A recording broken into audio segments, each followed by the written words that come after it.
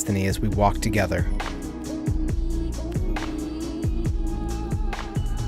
In a time of crisis or in a time of peace, this is a story of 8 billion beating hearts. We share this one fragile planet, the air we breathe, the land we walk on, and the oceans we swim in. Imagine borders that surround us, some more fortified than others. Borders for many of us define our lives today. For global capital and those with the right passports, borders are easy. For the global masses, these borders tell us where we can and cannot go. For the world's 2 billion Muslims, 1 out of every 4 people on this earth, our lives are interconnected by the diaspora of our hearts, of our families, and a spiritual lineage that stretches back 14 centuries. But we are only told stories that put us in boxes to police our identities. What if the full story was told about our faith, about our lives, about our cultures, the story of our love for humanity, and our stories as protectors of the world? This is for the future builders, the dreamers, those who want to escape from the futility of generations past destroying our shared world. Media has been built to divide us. We ask, what if it was built to connect? This is a manifesto written across screens. We need you. Beyond languages, beyond cultures, beyond faiths, beyond all barriers and borders, we need each other. This is for all of us.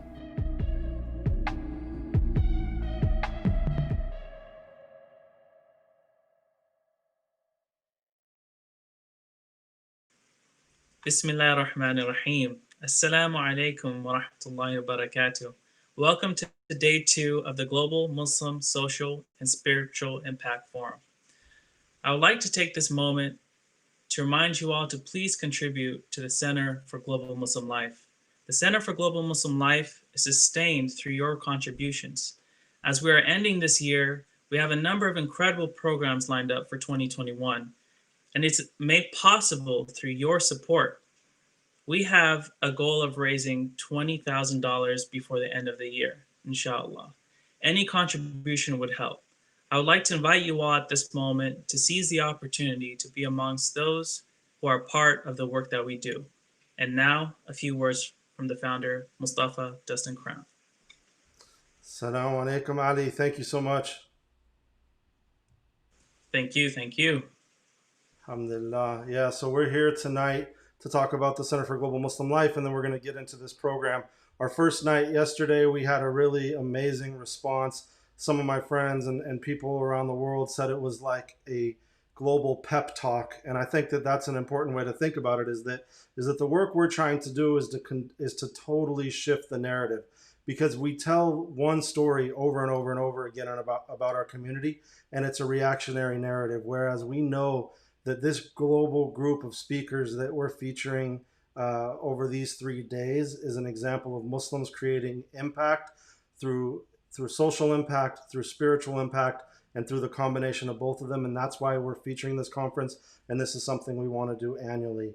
The big spaces that we work within are as a media production hub, where we're producing media like these conferences, right? And we're producing really high quality, high caliber conferences, high quality gatherings with some of the best minds in the world, some of whom many people may not know about, but the collective, it shows how we learn from each other, right? And it's important that, alhamdulillah, we have an amazing global network, and we're friends with these people and these artists and these thinkers, but it's how do we bring that group together, where we were able to have that cipher together with those people in different parts of the world. But in this moment where we're all on lockdown in the places that we're at, we have the ability to have a global cipher to really think about what's next, so that we quit thinking just in reactionary ways and say, what is the future of this ummah, inshallah. So with that in mind, we are this media production hub. Of course, myself as a filmmaker, we want to do a lot of video work in 2021, and we're working on this 30-day Ramadan project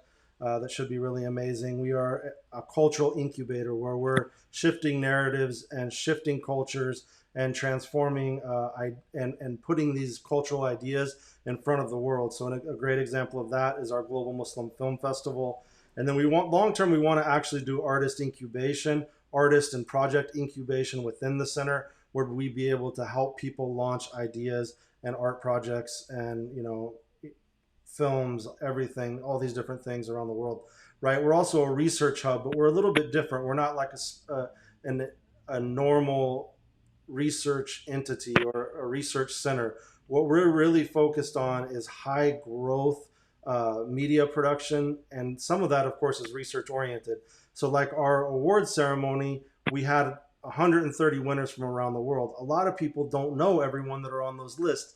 Of course, that takes deep research from our team, but it's a popular form of research by then using publishing tools to get that in front of people around the world and to spread the goodness of the books that are in there, the films, the music, the social and spiritual impact awardees, etc. And then finally, we really want to do cultural preservation because we believe that lots of things within the Ummah, whether it's book or films or oral histories, are being lost, and we feel like it's a really important space for us to work within.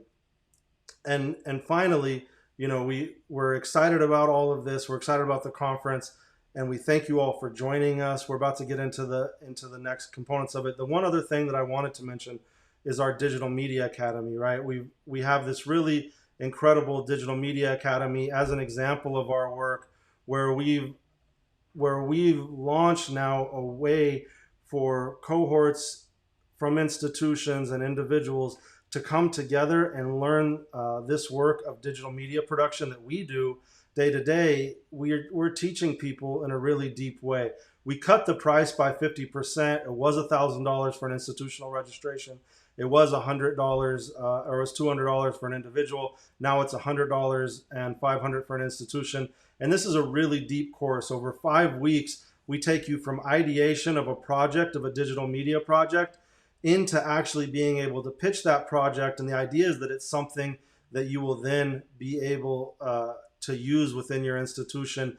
And so this is a perfect time for people to join the course as you think about, especially institutions, as you think about your Ramadan projects for 2021, only 3 months away from Ramadan, right? Once we hit the beginning of this year, how you market them, how you understand your data, publishing strategies for 2021, what does business development look like, digital fundraising, and then we take you all the way into a demo day. We have a really amazing team. We have a really amazing group of digital media producers that are gathering around this course. Our goal with that course is to have over 100 institutions and 1,000 people take the course, inshallah, over the next few years, and really begin to change narratives by doing the hard work of training people up in the digital media space in the midst of this pandemic, when we're all online, when we know that whether or not you can perform in the digital realm is literally life or death for our institutions. And so again, we encourage you all to give to the Center for Global Muslim Life. We encourage you to sign up for our Digital Media Academy. We thank you for all your work, all your love and support as this conference begins. And day 2 is really, really beautiful. We talk to people, a lot of global Muslim artists around the world. Of course, we talked to Imam Zaid Shakir. We talked to our brother Tariq Toure about the Artist of the Year award at the end of the session. It's a beautiful session in one of my favorite bookshops in the world, Wardah Books, who are really curating this golden age of English language Islamic books. And we hope that you stick through all the way to the end. You can also follow on our YouTube, where you can find our YouTube channel, where you can find the videos after the live stream is over. Peace and blessings. Assalamu alaikum. Thank you again to our incredible sponsors, LaunchGood, Gould Studio, and Bayan Islamic Graduate School. Gould Studio is the sponsor of day 2 of the Global Muslim Social and Spiritual Impact Forum and Awards. We could not have had this program without you. Thank you to each of you. God bless you and continue to give you much tawfiq in the year to come. Ameen. Bismillah ar-Rahman ar-Rahim. Assalamu alaikum. Welcome to our series on the Global Muslim Social and Spiritual Impact Forum. And I'm here today with our sister Dian Alyan from Give Light Foundation. She is our winner for Humanitarian of the Year. Assalamu alaikum, Sister Dian. How are you? Wa alaikum salam wa rahmatullahi wa barakatuhu. I am doing great, alhamdulillah. How are you? Alhamdulillah, great. Yeah, and so this forum, it's a really honor to be with you and to learn more about your journey. This forum really is about the connection between the spiritual impact in our world and how it creates social impact. And I think your story is such a great example of that journey and someone who's making a truly global impact. And not enough people know about your work around the world. Even though throughout California, the word of mouth, mashallah, everyone knows about you. And I think a lot of people know about you throughout the United States. So let's start from the beginning. Tell us about your journey and what made you start Give Light Foundation. Thank you so much, first of all, for the honor. And I'm happy to share my journey because it's been long and twisted, but let's start from the beginning. I grew up in Indonesia, studied engineering, worked for Procter & Gamble, and my journey to America began because I got transferred as a young expat. So the goal was for me to climb the corporate ladder and to succeed in that context. But after some time, I felt that two fundamental things were missing in my life. The first was children, and the second was purpose. So after maybe about a year of going back and forth, to leave or to stay, I finally decided to walk away from something I had built my entire adult life. And that year, I actually went to Hajj and with my family, and I focused on two things. The first was children, and second was purpose. And subhanAllah, after that, we used to live in Cincinnati, the corporate headquarters, and then we moved to California. And alhamdulillah, after 10 years of marriage, I was blessed with my first son, and not long after, my second. And for the first time, and I worked at MCA at that time. I'm sure you have heard of MCA, right? Uh-huh. So I worked at MCA, blessed with two boys. And finally, I felt my life was complete. My parents were here visiting me, and that's when the tsunami happened on December 26, 2004. And with that, I lost my uncle, I lost my cousins, and friends from childhood. And it's been 15 years, but the moment I think of that, it's just as if it happened yesterday. And I think that pain triggered something in me, and that's how Give Light was born. Wow, so it's from this desire in yourself to create transformation in the world that was out of that spark of what Hajj is, and we never know the secrets of what Hajj is going to create in our lives or what Umrah will create in our lives. But then you, mashallah, so then the tsunami happens, and so then talk about how you get to work with Give Light. Yeah, so after the tsunami, I was working in the masjid. People knew that I came from that region. And even if you don't know anyone, right, there, when you saw such disaster, is the magnitude is just tremendous, right? 200,000 people died. And even if you don't know anyone, you feel the pain as human beings. So for me, you magnify that 1,000 times. And the epicenter of the tsunami is about 100 miles from where my great-grandfather was born. And his name was Nurdin, which later became the inspiration of the name Give Light, because Nurdin means the light of religion. And he was a Hafiz Quran. He was one of the first people from our town to perform Hajj. And he was just an amazing role model for me. If you think of the Sahaba, the Khalifa, they're all, mashallah, beautiful human beings, but they're so distant from our lives. And when you have somebody in front of you who embodied everything beautiful about Islam, then it's just a source of inspiration. So when people know I came from that region, people reach out to me and they wanted to help.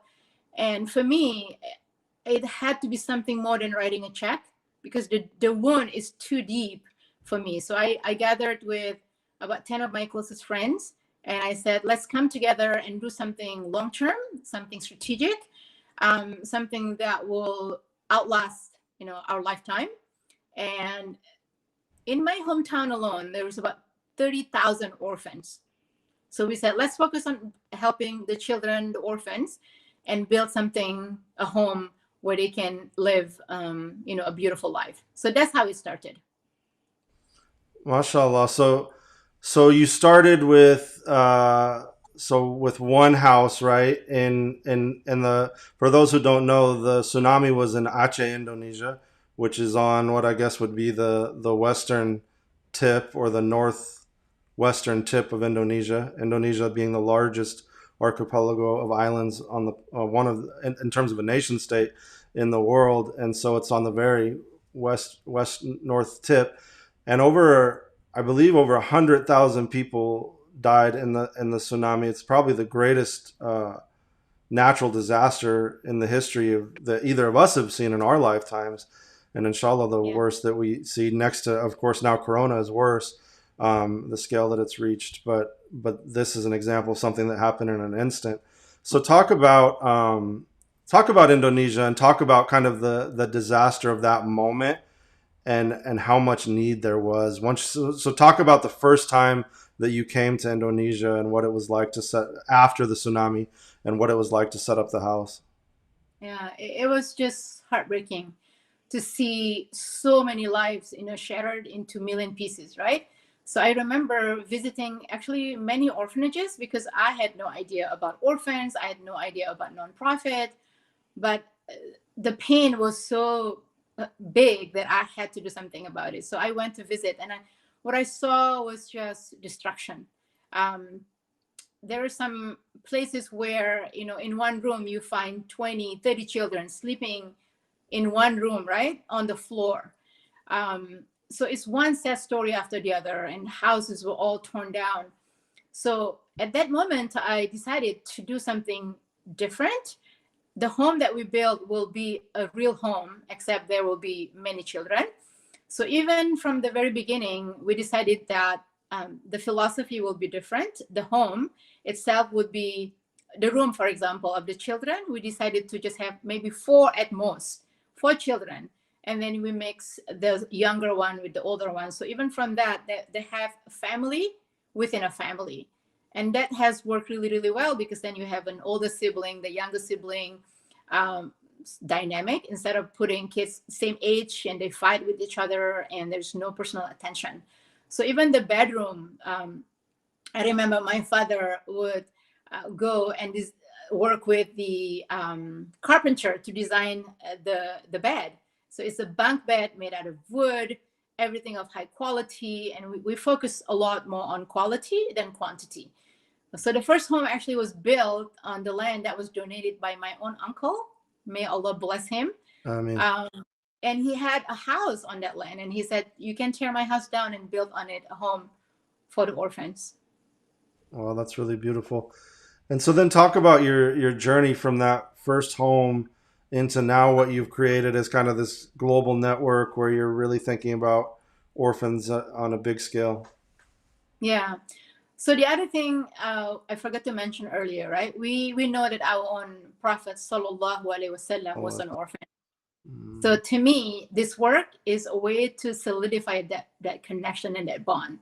And I have always loved him as a Muslim born into this family of, Muslim scholars. I've always had that love for him, but I never felt a stronger bond and connection than after I started Give Light. So that was one major driver for me. And I know that, poverty is not an isolated problem. It's not just an issue for Indonesia. It's a global issue. And sadly, when you look at the poorest countries, and I get emotional when I talk about this, when you look at the poorest countries in the world, right? Look at Yemen, Afghanistan, Syria, Iraq, and so many in Africa, for example, in Asia, Rohingya, Uyghur, those are Muslim countries. Mm-hmm. So we feel the pain, we are hurt, but what to do about it, right? So from the beginning, I said, yes, we will start with one home in Indonesia. We will learn from that. But from day one, I wanted Give Light to be a global entity. Maybe that was driven by my work with Procter & Gamble, because I travel the world. I have teams around the world. So from day one, I said, when we set the vision, this is going to be a global institution where inshallah Allah will use us as the vehicle to carry his love and light to orphans anywhere in the world. Ameen, inshallah. Yeah, that's powerful. And so I think that in having that intention, so then that's important to have the intention, but then now how have you lived into it? Tell us about the different places that you're operating in. Yeah. So the other thing that I was able to implement was my corporate background with Procter & Gamble. I manage, as I mentioned earlier, multi-million-dollar businesses, right? So for me, Give Light is not just a touchy-feely operation, a hobby. No, it is going to be something that is built with business skills, with love, and with excellence. So from day one, we have a business plan, and we sort of know exactly where we want to go, but we focus on areas that are affected by natural disasters, right? That was sort of like the impetus of the tsunami. And then there is an earthquake in Pakistan, there is earthquake in Haiti. There's so many natural disaster, one thing after the other. But we say, first, that's sort of our focus area. And then we kind of expand it a little bit to areas that are affected by war and also extreme poverty, right? So that way we sort of have our criteria on where we want to go. And from there, we built in Bangladesh, in Cambodia, in Sri Lanka, Pakistan, and then our latest home was in Morocco, because after Asia, I wanted to start in Africa. So our entry point is Morocco, but inshallah, we will want to build home in all corners of Africa as well. And then if you look at the statistic of orphans, I don't know if you know, can you guess how many orphans there are in the world? No, that's something I should know. But you can just take a wild guess. Just pick a number. I mean, 100 million. We are very close. It's 153 million, according to UNICEF. No. In a few years ago. So that's how many countries, combined together. If you just pick, let's say Singapore, it's 5 million people, right? Yeah.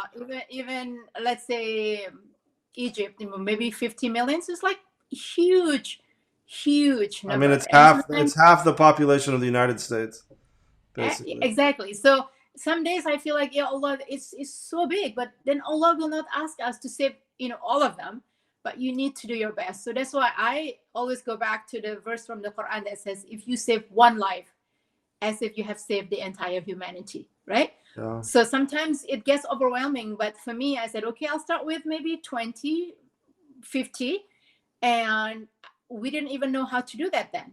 And then now, right, we are in 1,000, and I wanted more. And then I remembered my dua in Hajj. Specifically, I said, Ya Allah, when I kiss Hajar al-Aswad, this is Allah's miracle that I was able to kiss Hajar al-Aswad in Hajj. Subhanallah. I said, Ya Allah, bless me with children and purpose. I did not specify how many children, right? And Allah gave me purpose to give light. And subhanallah, Brother Dustin, I don't know how to explain to you the love that I have for these children. They call me Ummi, which means mother, right, in Arabic. They don't know that I am the CEO and founder of Give Light. To them, I am just this woman a lady, a mother figure who gives them love and attention whenever I'm able to spend time with them. So now I'm dreaming 10,000. Where did that come from, that number? But I know this is, inshallah, for me, Give Light next to my own children is probably the greatest blessing in my life, because I see it as my first class ticket to go to Jannah, to be like this, right? With Rasulullah sallallahu alaihi wasallam in Jannatul Firdaus. I mean, inshallah, and may Allah accept from you your pure intentions and facilitate that. I remember, when I think about this work, I think a lot about the time that I spent at the U.S.-Mexico border and the time that in our work building the border mosque, which I think I told you about when we talked last year, and at the border mosque and the border church, it's at this place called Friendship Park, and people are only able to touch through the fence with their pinkies, these separated families, right? And so we think of separated families in Tijuana, then imagine, Dian, are you there? We lost your...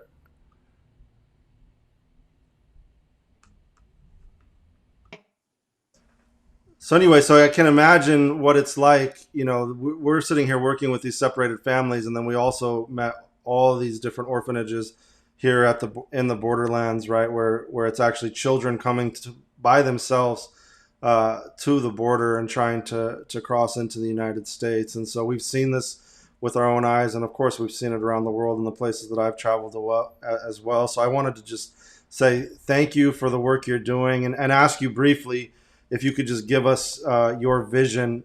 You know, I know you said you want to get to 10,000 children that Give Light is taking care of, but talk a little bit more about what that looks like, where people can find you, and how they can help. Yeah, so I think the other important thing we have not talked about is the long-term impact on the children. In other words, when we build a home, we don't want them to just stay there for a month or a year. It's actually a lifetime commitment. And I'm really happy to share that from our first home in Indonesia, which we started 15 years ago, we have 15 children who have graduated from university and colleges. And 5 of them have gotten married, 3 of them have gotten children of their own. So you talked a little bit about ecosystem earlier. So this is a really beautiful ecosystem of giving, because now those kids are giving back to Give Light, right? Either by mentoring or financial support. So this is the dream I have for the children. I want to raise 10,000 children who will grow up to become the servant of Allah subhanahu wa ta'ala, who will glorify him, and they become our ultimate sadaqah jariyah. I mean, inshallah. Yeah, so thank you again for the work that you're doing. I think it's incredible if we think of the scale of what this crisis looks like, and the fact that we need Give Light homes all around the world, because the problem with so much charity is how transactional it is, right? It's not deep in the sense of, like you're talking about, of what does actually this child's life look like, and even you looking at yourself as a mother to these children in that intentional way of you want each one of them to succeed. So we pray for your success in these times, and we pray that people can support. And thank you again for joining us. Thank you for the honor, and also we always look for volunteers. So if you have any skill sets, we would love to build a global youth for Give Light around the world as well. So people can volunteer their time.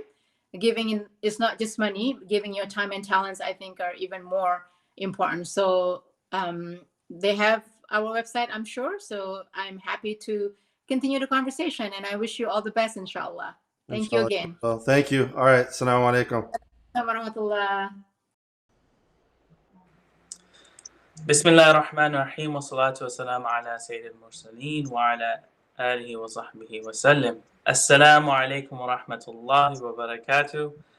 It's a pleasure to have Imam Zaid here with me. Imam Zaid is not only my teacher, but I consider him a role model. He's someone that I know to not only practice spirituality, but to never be afraid to roll up his sleeves and get to work. Imam Zaid, how are you doing? And how's this year been for you?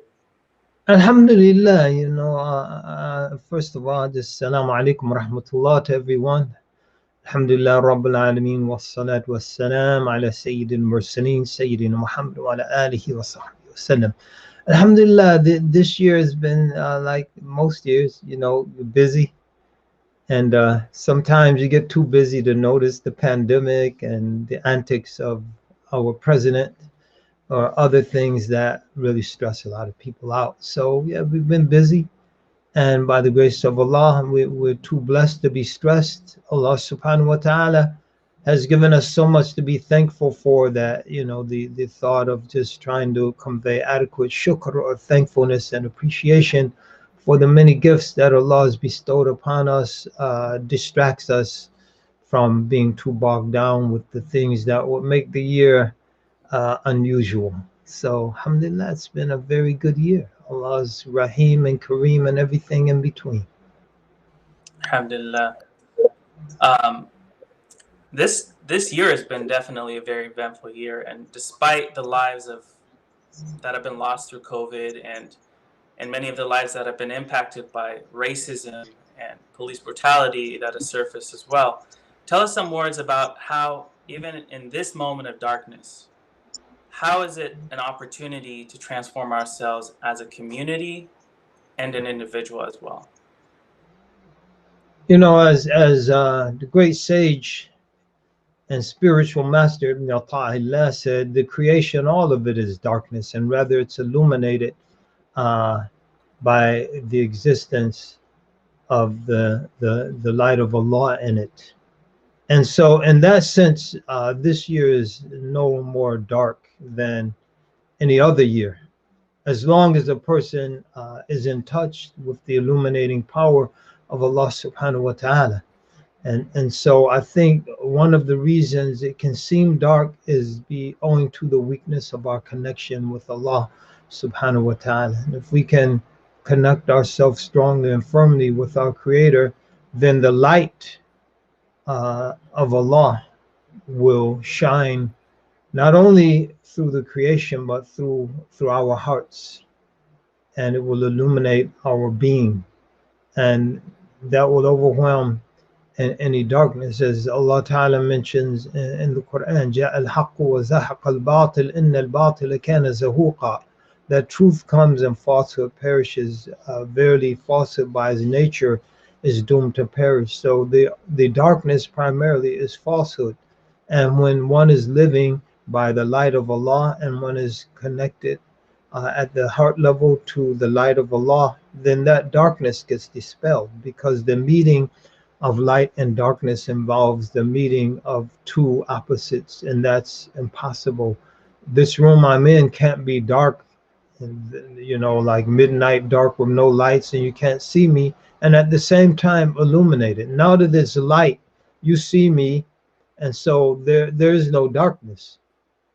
And I think it's very important for us to understand and recognize that there are definitely challenges, socially, politically, economically, and spiritually.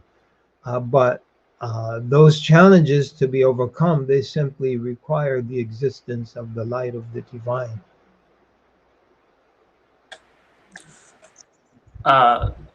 Yesterday, I saw a video on Facebook by Dr. Susan Moore. I don't know if you had a chance to see that video, but it was pretty much a video about how she contracted COVID, and she was in the hospital, and she's a doctor, and in order to receive pain medication, she had to prove that she was in pain, because the doctors didn't believe that she was in pain. They thought she just wanted pain medication because maybe she was an addict, or and they had to do an x-ray to prove that she was in pain, so they gave her the pain medication. And she said, I put forth if I was white, I would never have to experience that. And then later on, she ended up they wanted to send her home.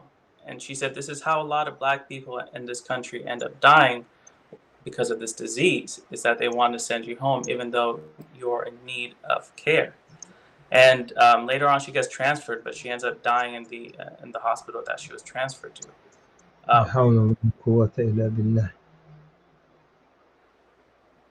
These types of struggles, you know, we've had the Black Lives Matter movement and many allies that joined that movement as well to support the Black struggle.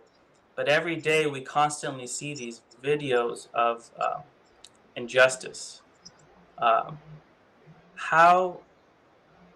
What's your response to those of us that are constantly being bogged down by these, it seems like almost a never-ending darkness in the tunnel, I guess?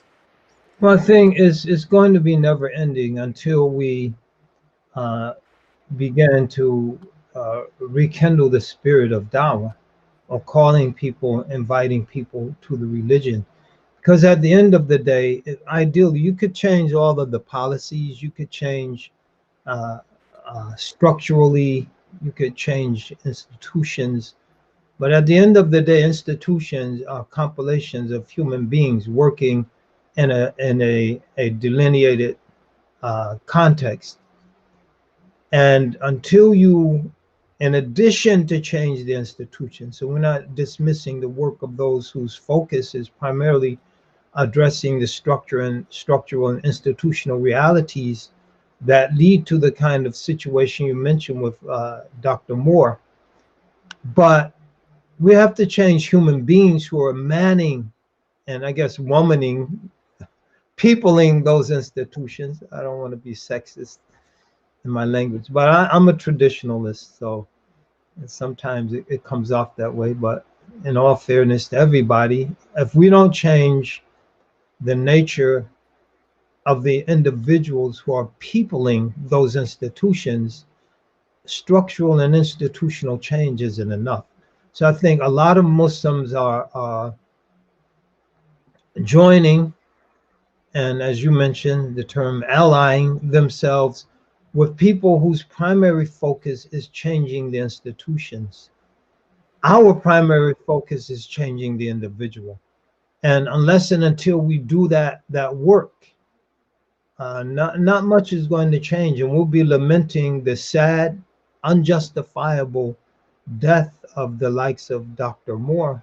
We'll come back 2 or 3, 5, 10 years from now, and we'll be lamenting the same thing. So I think as Muslims, again, I don't want to dismiss what anyone is doing on the institutional side. That's very important. It's critical also. But I think we have to start looking at our comparative advantage in terms of what contribution we can best make to changing the society. If our sole focus is joining those who are doing the work of institutional change, that just leaves the ramparts and the barricades of social, of rather spiritual and character and value transformation abandoned. And so I think we as Muslims have to begin to man those ramparts. I think Dr. King said it best, that real change in this country is going to involve a revolution of moral values. And I think it's very critical that Muslims began to take that aspect of activism very seriously.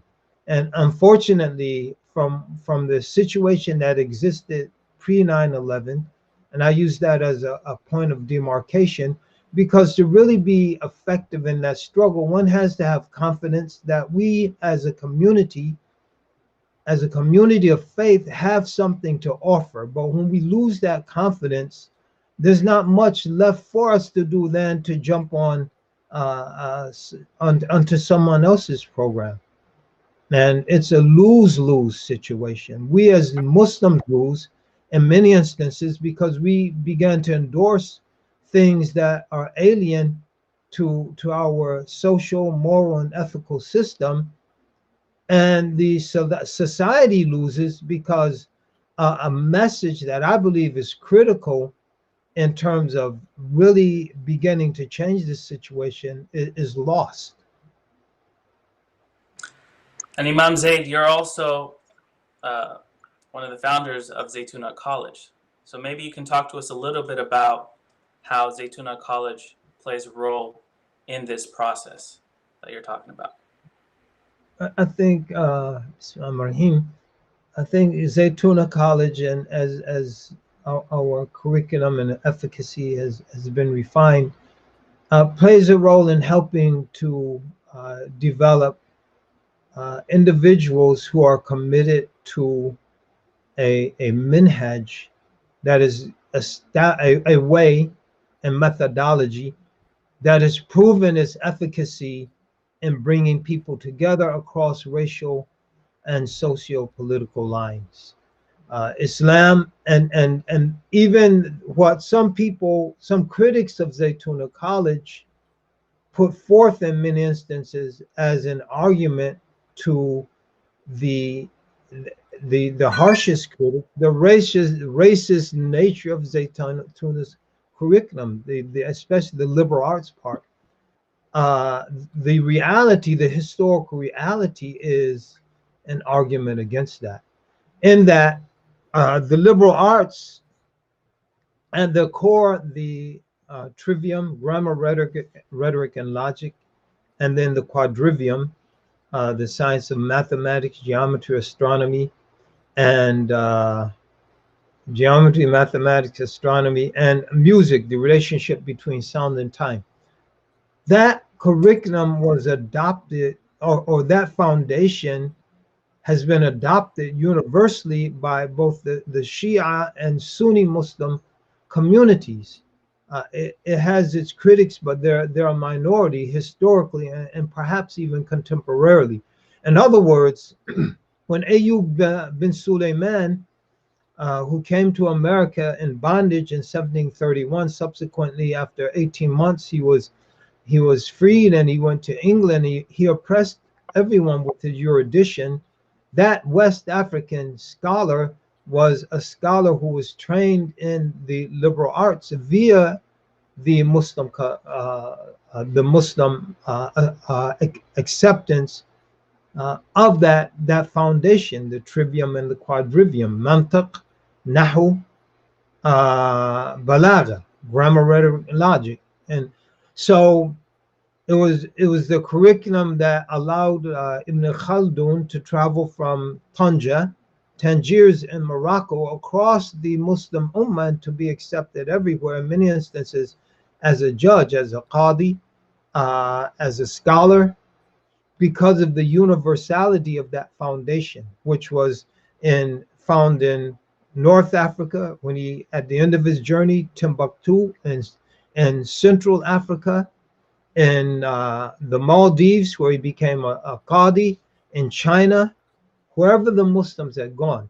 And to move out of the Muslim context, that liberal arts tradition is the foundation of Frederick Douglass. Without Frederick Douglass, whose very foundation was formed by his love of grammar and his love of the Colombian reader, that was just a history of works within the Western canon, but the Western canon, which included pleas for justice, such as Cicero's and others. Malcolm X's mother, Malcolm X, his home life was formed in terms of his early education by his mother. His mother was a graduate of the Anglican Grammar School in which island was she in?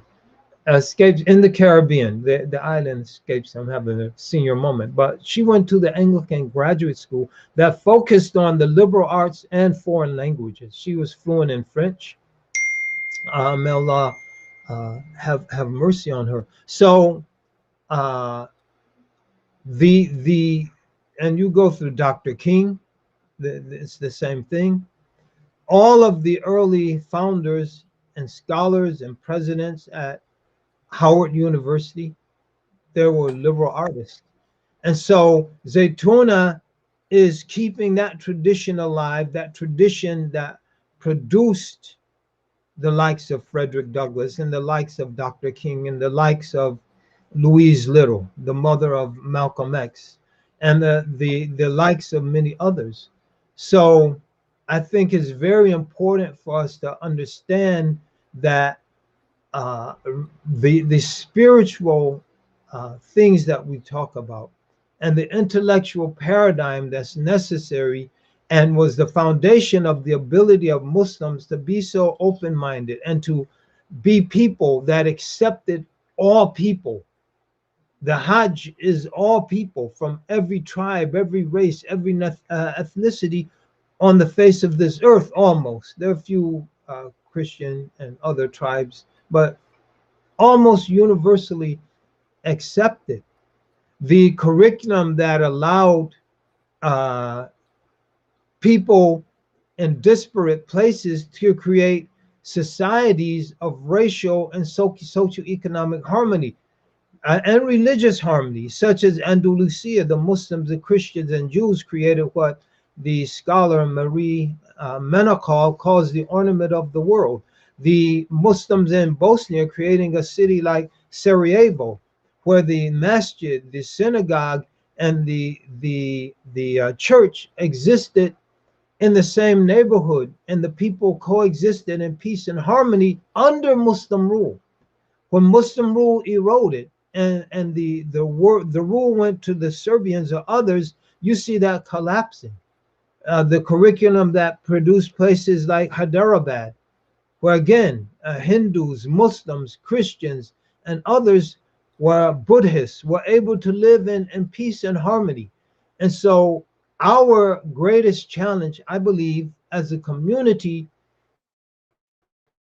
is to that were the foundation for the curriculum that educated people in those foundational principles of tolerance. And I think that's the importance of Zaytuna College. Alhamdulillah. Yeah. No, just that in America at this time, to bring it home. Yeah. I also wanted to mention that College is one of the recipients of the Best Muslim Educational Institution of the Year from CJML. And with that, I also wanted to ask you a little bit about MANA. I know you've been doing a lot of work with them. Maybe you can mention a little bit about that and what they have planned for the upcoming year. Alhamdulillah, that, let me say this, no Muslim community has succeeded without the leadership being provided by the indigenous Muslims whose historical roots are in that land. And so MANA is an organization that's established to serve, to organize, and to increase the efficacy of the indigenous Muslims of this land, primarily the African American community, but that includes others, Caucasian converts, Latino brothers and sisters, and others. So MANA has been kind of in the background, if you will, for several years after a very impactful start. So we want to revive MANA. This is an amana that was passed on to me primarily by Imam Siraj Wahaj. And so we're doing our best. We have a website up and running. We have we're organizing committees to begin getting the work that we need to do done. Our first year focusing on history, connecting our community to the history, to their history. And so in January, inshallah, we're going to be rolling out a program that's focusing on African American Muslim history, history of Muslims in the African American community in what has become the United States, and then educating people concerning their deen. I think there's mass confusion about our religion. Things that have been held to be haram or forbidden for over 1400 years are now held to be acceptable and lawful. Things or beliefs and principles that have been guiding lights for this community for 1400 years in many instances have been abandoned. And so there's mass confusion amongst Muslims concerning what the religion is. And so we're going to do a program. I'm going to do a program, inshallah, over the course of the year. We're going to go through Riyadh al-Salihin, the Gardens of the Righteous, with the Sharh, the commentary rather, of Dr. Mustafa Bugha and others, from cover to cover over the course of the next year, also beginning in January, just to teach people what their deen is as we go through the various chapters of that book. I think when we finish between the actual text itself and the commentary, people will have a very good idea of what this religion is. And that's our responsibility, and to work to dispel the clouds of darkness. And as my mother-in-law likes to say, she likes to say, the thing that comes in the way of a failure is an effort. In other words, if we don't try, we're doomed to fail. But if we at least try to educate our community as at a foundational level, to provide basic services, then we have a fighting chance, inshallah. Inshallah. That brings me to the next question, Imam Zaid, because sometimes I feel like, for as long as I've known you, I feel like you must have copies of yourself because you just do so much work. And I'm like, where do you find the barakah and the time to do all of that, mashallah? Allahumma salli ala Sayyidina Muhammad. My question is, I'm sitting right here next to Brother Malcolm's picture, and every time I finish reading his book, for me, you are one of the individuals that I would consider to be like Brother Malcolm for our time. And I guess my question is, I know you've been working on an autobiography. When should we expect, how's that coming along? When should we expect to see that? I'm pretty sure there'll be lines like Black Friday just waiting for the release date. So give us some snippets about that book. Yeah, first of all, I'd like to say I personally have a long way to go to begin to even be compared to the likes of Malcolm X, one of the great giants of our time, one of the most influential figures of the 20th century. And now as we move into the 21st century, deeper into the 21st century, someone who still has a massive amount of influence. So I'm still in the research phase of the book. And I think we don't realize how much research goes into writing an autobiography or a biography of someone until we actually start to do it. Even my siblings will mention things that I totally forgot. They said, remember the time we did A, B, C, and D? And I'm like, we did A, B, C, and D? I said, yeah, you were the main conspirator. I'm like, really? And so that's family, people we've been working with in the realm of Islamic work will mention things. Yeah, you remember we had that program and so on. So I said, what program? And the program in New Jersey. And so I'm trying to get all of these disparate bits and chunks of information, of events, of people together so that we can be as thorough as possible when we start the actual writing. So I would say you shouldn't look for anything before 3 years. And we pray that Allah gives me 3 years, All of us are getting older, and tomorrow I think this is a big lesson that this COVID-19 situation has taught us. There are well over 300,000 Americans. Before the 1 year mark, we could be looking at 500,000 fatalities, and I think every day we're hearing of people passing, people afflicted with the virus, and it seems like they're getting closer and closer to people really, really well.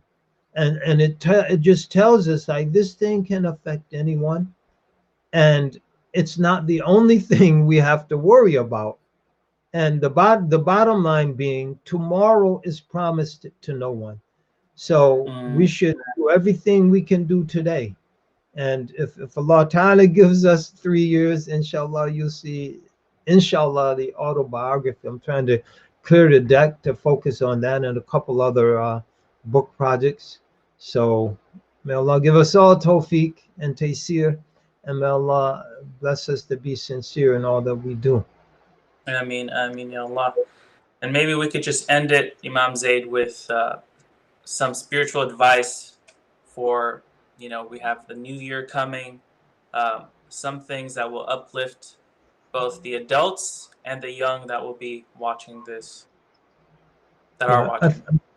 Tahir, Bismillahirrahmanirrahim. I think one of the things that's happening to our community, young and old, especially to the young, is that owing to the influence of disparate ideas and ideologies that are out there, we tend to sometimes see ourselves as victims on the one hand, and we tend to see ourselves as people who are owed something. And you could legitimately, in our socio-political, racial, historical context, you can legitimately look at your position in life in this country in that way.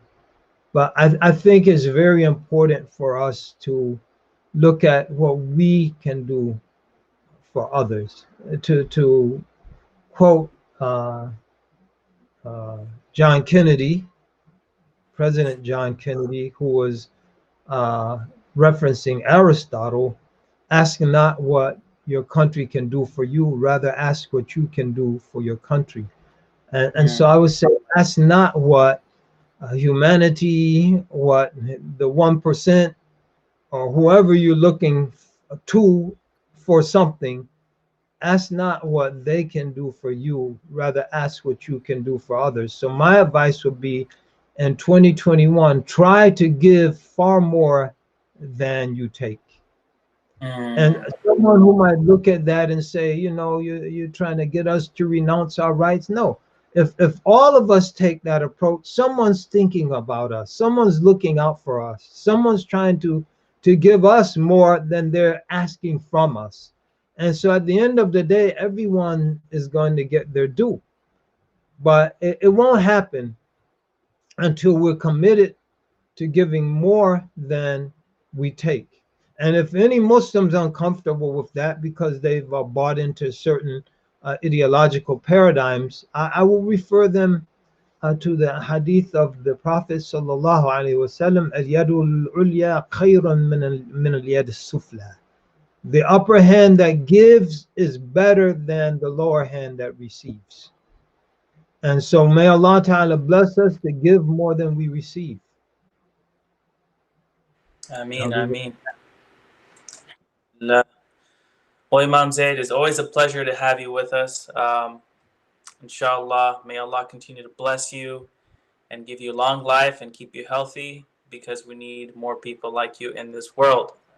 We need more young brothers like yourself. So may Allah bless you. Keep that big smile on your face. May Allah bless your mother, such a loving lady, greatly concerned about her children. So I think if you can keep smiling like that, it will comfort her heart and let her know you're in a good space, inshallah. And that's for everyone out there. May Allah bless your families, bless our mothers who sacrifice so much, bless the fathers who have the opportunity to have been available in the lives of those children that they were blessed to be present in. I think that's very important, especially for our young men coming up. And the future fathers, may Allah bless our future fathers to really be around there for their children. It's critically important. I think some of the imbalances that we see in our society are rooted in the imbalances that exist in our gender relationships. So may Allah bless us all to be better and to do better. That's all we could ask for, to be better ourselves and to do better by others.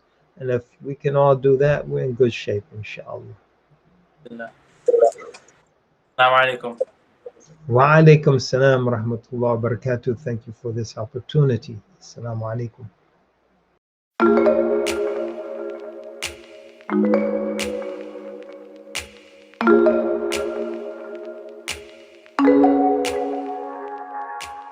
I'm Peter Gould, and I'm the Chief Design Officer at Gould Studio.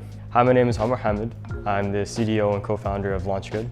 A great partnership starts with really strong alignment of vision, of values, and in this case, we like to think of this partnership as being like-hearted. One of the beauties of the collaboration between LaunchGood and Gould Studio is the ability to work with a team that understands the market, understands the craft, and is able to work together towards really clear and exciting goals. LaunchGood is not just about the crowdfunding. At our core, it's really about reinstilling a confidence in the global Muslim community. One of the most beautiful things about being able to work with a brand and a platform like LaunchGood is seeing directly the empowering effect that it has on individuals and communities and families. And we do this through trying to build products and experiences that help people feel this global heartbeat and understand that we're connected today more than ever before. So as long as we continue working towards that goal and helping people activate that global connection for good, then this is how we know that we're heading towards the right track when it comes to building product. We've seen when people come together as a crowd and support one another just selflessly in kindness, that's a really powerful thing to help design for. So some of the really exciting things that came out of this collaboration was the ability to do really a deep dive on some of the most exciting times of the year for the global Muslim community. This includes Ramadan, Dhul Hijjah. These seasonal events are really at the peak of demand for Launch Good's platform. What our team needs to be able to do is, starting many months earlier, to help design and deliver the best possible experience for the users that are coming on board. And we're talking thousands and thousands of people that start hitting the platform. We need to make sure that the design's smooth, it's enjoyable, it looks beautiful, but it's well crafted and everything kind of works. The partnership with Launch Good has been an incredible opportunity to let our two teams practice heart-centered design. So really thinking the role of design in a more meaningful way, at how we can really think about not just empowering communities and delivering a great experience on the platform, but how can we really try to connect hearts? How can we look after someone's personal or spiritual well-being? Can design play a role in that? I think it can, and I think at Gould Studio, we're aspiring to do just that. So when it comes to design, design is so much more than the aesthetic. It's really about the functionality. It's really about how people are engaging and using your product. This collaboration with Gould Studio has been able to help uncover the potentials and opportunities within these products. So we're super excited to see what the next steps are to continue building on the momentum that's already been built. So I really appreciate the opportunity so much. It's been a great partnership, and I feel like there's an incredible future ahead with our two teams working together. Just keep your eyes out, because Launch Good and Gould Studio, I think, are going places. Assalamu alaikum, Peter. Great to see you. Wa alaikum salam. How you doing, man? Great to be back with you. Yeah, thank you so much for joining us. And thank you so much for sponsoring, this first year of the Global Muslim Social and Spiritual Impact Forum. We're super excited to have Gould Studios as one of our sponsors. And just, I wanted to talk to you about what got you excited about this conference. Yeah, man. Thank you. Alhamdulillah. Well, it's really the least we can do. I mean, I just appreciate your efforts in leading the space.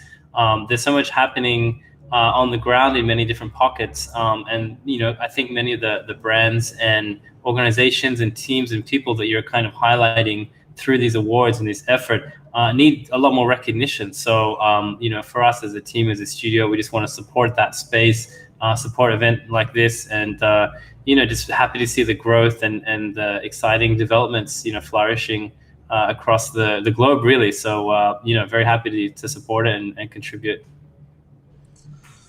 Yeah, thank you, Peter. And that's really, when we talk about brand shifting and the work that we do within design studios, production studios, I really feel like that's why we created this conference, right? Because this work, creating beauty in our world, is what is ultimately shifting the narratives out Muslims. So can you talk, just touch a bit on how long you've been building your studio for? I saw your mashallah new studio in Sydney that you all just moved into recently, correct? So just talk a bit about your journey. Yeah, thanks so much. Well, look, really, design is this timeless idea of change and transformation. Humans have tried to do it forever, and in our kind of contemporary experience of that, it's solving problems. For a lot of people, it's their daily digitally enabled experience. So our design team, alhamdulillah, has really been around it's actually coming towards 20 years. Although in those first few years, it was pretty much freelancing. But really, in the last sort of 5-10 years, alhamdulillah, we've had such a fortunate and blessed journey, being able to work with brands that we love, people we align with at a heart level, and also develop some products that have gone really well. That again, try to bring, I guess, some of the things we want to see, the change we want to see. That I guess I kind of think of it as spiritually aligned or heart-centered design work. And that's thinking about brands, products, organizations that are doing this great work. How can we support them through design? How we help them design those experiences, the communication, sometimes the product, physical or digital. And alhamdulillah, now we have a team of around 15 people globally. And yeah, it's been great being able to work on some of these things. You mentioned the change. So yeah, this year, I mean, design is always in change, inshallah on ourselves, but definitely in how we kind of communicate and connect with people around us. I think this year was quite transformational for us as well. So we had a couple of years journey where we were focused heavily on products. So that you mentioned, Salam Sisters, 5 pillars, building these brands at alhamdulillah were really well received. So that lives on through Zaid, which Zaid is focusing on products, and that's still really, I consider, in a startup phase. But the first chapter of that had a lot of success, but also a lot of learning. And so we're still the design team that helps build and support those products that we'll keep growing next year. But day to day, our Gould Studio team is really working with clients, and they're in the US, but they're in a number of places across the globe. And excuse me, it's really about problem solving through design and spending a bit of time on research, strategy, understanding users and what we can design for to develop these great experiences. So yeah, let's start there. I mean, because there's so much to unpack, right? I think that what's unique. So this year you went in this transition where you, of course, had been Peter Gould Studios for some time, and then you were Zaid. You came under the Zaid banner for a few years.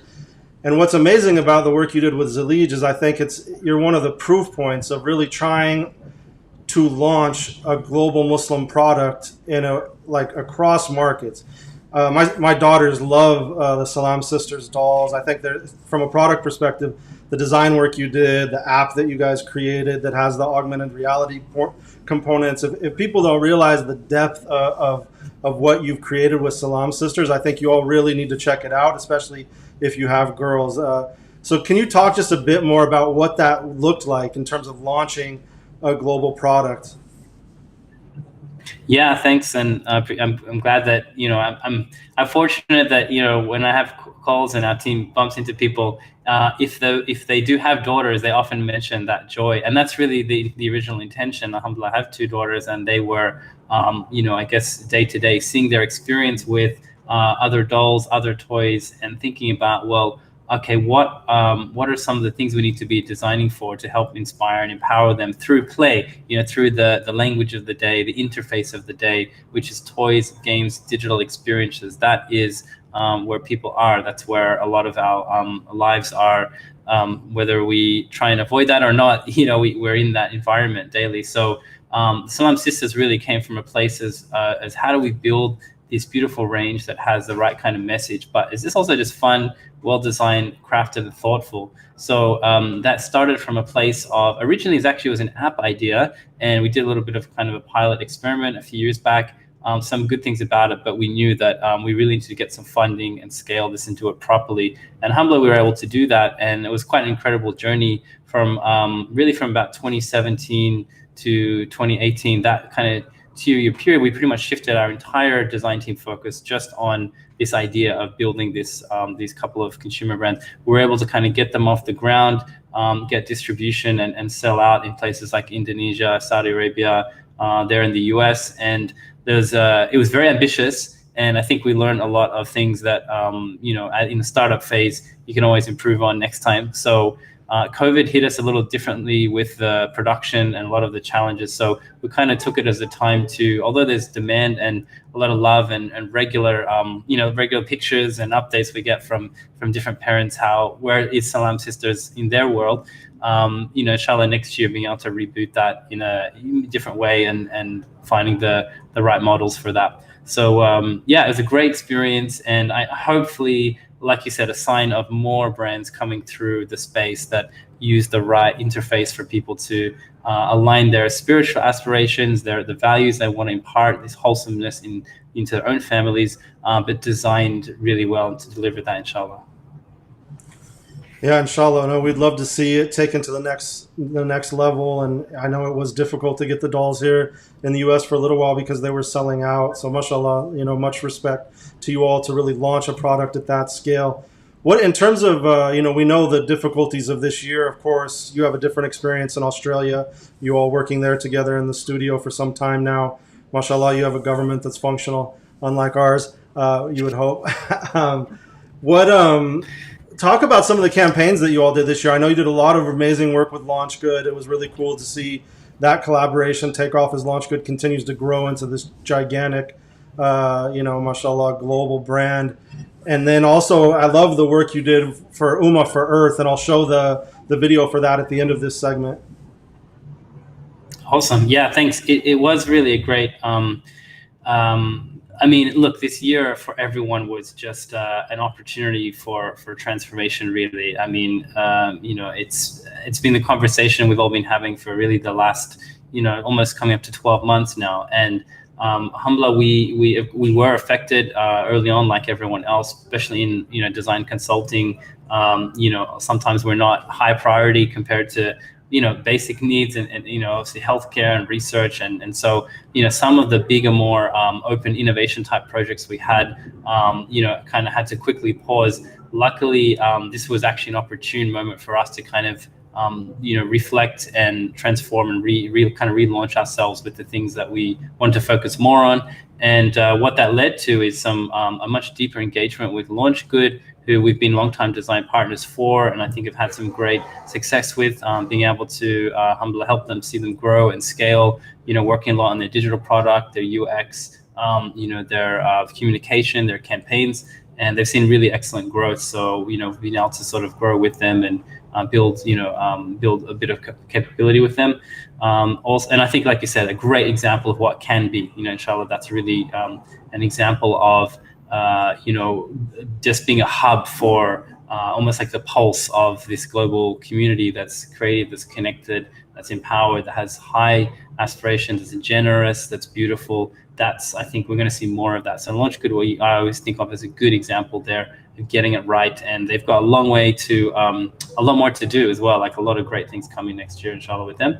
And thanks, the other campaign, another one that does come to mind that was a highlight was working with Greenpeace to develop their Ummah for Earth campaign kind of movement, which connects. Really, it's all about creating more awareness among Muslim audiences and communities with climate change, and understanding the direct kind of messaging there and communication we can design to just encourage that sharing and awareness of the issues, which isn't sadly always there across parts of our global community. So that was great. We got great feedback on that as well, and that will start unfolding more as well into the new year, inshallah. Yeah, mashallah. I mean, it's exciting to have a client like Greenpeace, where maybe, social justice oriented brands had always kind of taken the secular perspective, but now to see, them approach you and really understand that if Muslims are 1/4 of humanity, we have to talk about climate change amongst Muslims, and what better company to work with than you all on rolling something out here. Let's play that video real quick now so everyone can get a glimpse of it.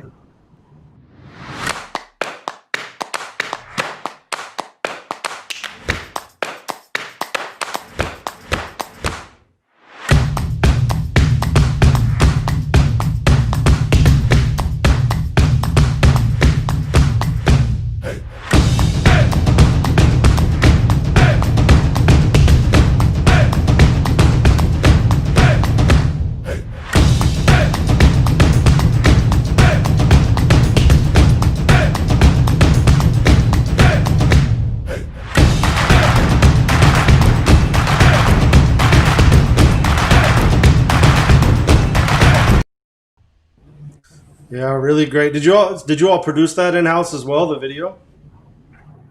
Yeah, everything's in-house. We did, that's been a lot of the stuff isn't public yet, so we've done a few of the foundational shares, but that is really an umbrella, that's trying to create a bit of gravity around this issue across a range of organizations. So I think which is a smart approach, and basically being able to empower a range of organizations to bring up that collateral, material, the digital, everything from the Instagram stickers to the gifts for WhatsApp. There's a whole range of stuff that we know we're meeting people where they are. So as you would know really well, probably best is like, what is the what is the language of the day, what's the tools that work in 2020 and 2021. So that's always a challenge of although there's things that are timeless in communication, but also as a design team being able to stay relevant and know where people are, and trying to create that emotional connection through whatever is the most effective way at that time. But it's always growing, always learning. It's been a big year of learning for us as well. And one other kind of stream of that has been sharing. So we started a program called The Heart of Design, and it's been good to be able to kind of share with kind of some aspiring creatives and entrepreneurs and designers. What does this idea of heart-centered design or heart-aligned entrepreneurship look like? And it's the kind of thing Dustin, you and I and others have been talking about for some years, but I really went on a quest in the last few months to interview people about that, people of knowledge and learning. What do they think about these issues? And I've been chipping away at a book for the last probably 9 months on this topic, and really getting there, inshallah. So it's been a big year. Yeah, so is that one of those things? I wanted to ask you about that because, of course, you started this heart-centric community, which is now a Slack group that has, mashallah, almost 900 global Muslim entrepreneurs and creatives on it. It's one of the really amazing global Muslim entrepreneurial communities. But then now to see your course launch is super exciting. So when do you hope to have the book out? Tell us more about the course. Where can people find it? Yeah, thanks. Well, so if you just check out, my Instagram is usually the easiest place, at Peter Gould Art. But if you were to visit theheartofdesign.com, you'll see, inshallah, next cohort will be in the first quarter. So we had over 100 students come through. It's a bit of a pilot experiment this year. Alhamdulillah, the feedback was great. The intention really is to keep serving, it's really a range of people, but looking at people that perhaps through 2020 in particular, looking a bit more purpose and meaning and aligning their own kind of journey with the work they might be doing. And of course, it's a year where there's so much that you can do through our technology, our platforms, our communities, and a lot of us working remotely. So we've seen this real flourish of potential and excitement and creativity. So it's trying to create this practical stream of like, well, how do you launch a global brand remotely from wherever you are? Can you do it? How to think about getting traction and making something sustainable. But on the other hand, getting more clarity on your own spiritual aspirations and how these two things can link together. So it's really an ongoing experiment, and the book, inshallah, is at the heart of that kind of content. I hope it'll be done. I'm just going to say next year, so that gives me a full 12 months to actually launch it. But, I'm a few hundred pages in, and actual workable content from that is probably 100 pages, maybe. I'm not sure. We'll see, inshallah. Make dua, bro. We need everyone's support. It's been mainly in that. And what's been wonderful is learning from people that have been practicing and thinking about these ideas for some time. So the book's really not so much about my thoughts, but from a place of curiosity, what we should be working towards. What are the examples from the past in this space? And I think the work you're doing and the platform you're creating and this kind of event and all the people tuning in and all the people nominated for the awards and their teams really reflect this wonderful opportunity and energy that we have. So I really commend you, Dustin, for leading that and involving all of us. Yeah, thank you so much, Peter. And with that in mind, obviously this book, and I really see it as your manifesto, that you're creating for the world. It's, you've created so much beauty and you've created such an example for the Muslim-centered design space. And now this book, inshallah, takes that, allows people to understand that the level of work you're doing, and you can take things to the next level. So what are your final words in terms of, what is your prayer for the future of the Ummah? And we pray, of course, for your tawfiq in finishing the book and your continued success, inshallah. Ameen, mashallah. So I think whatever is the challenge or the opportunity for next year or the year after or what lies beyond, we don't know. But I think just for us to try and, work towards that place of gratitude, wherever we might find ourselves in the world, whatever we're working on, whatever we're not working on, whatever didn't go out, just to be, inshallah, be in that maqam of shakur, that place of gratefulness that, you're meant to be exactly where you are, and thinking about what you're working on, actually thinking about it's working on you as well. So being conscious of what you're trying to create and build and design has that looking at how it affects your state. So I share your dua, that we have a lot of beautiful work to do. We have a lot of problems to solve as well. So let's all work together, inshallah. And I can't wait to see how the festival goes, the events, the awards, and great to just be part of this this global flourish of beauty and intention to do good, inshallah.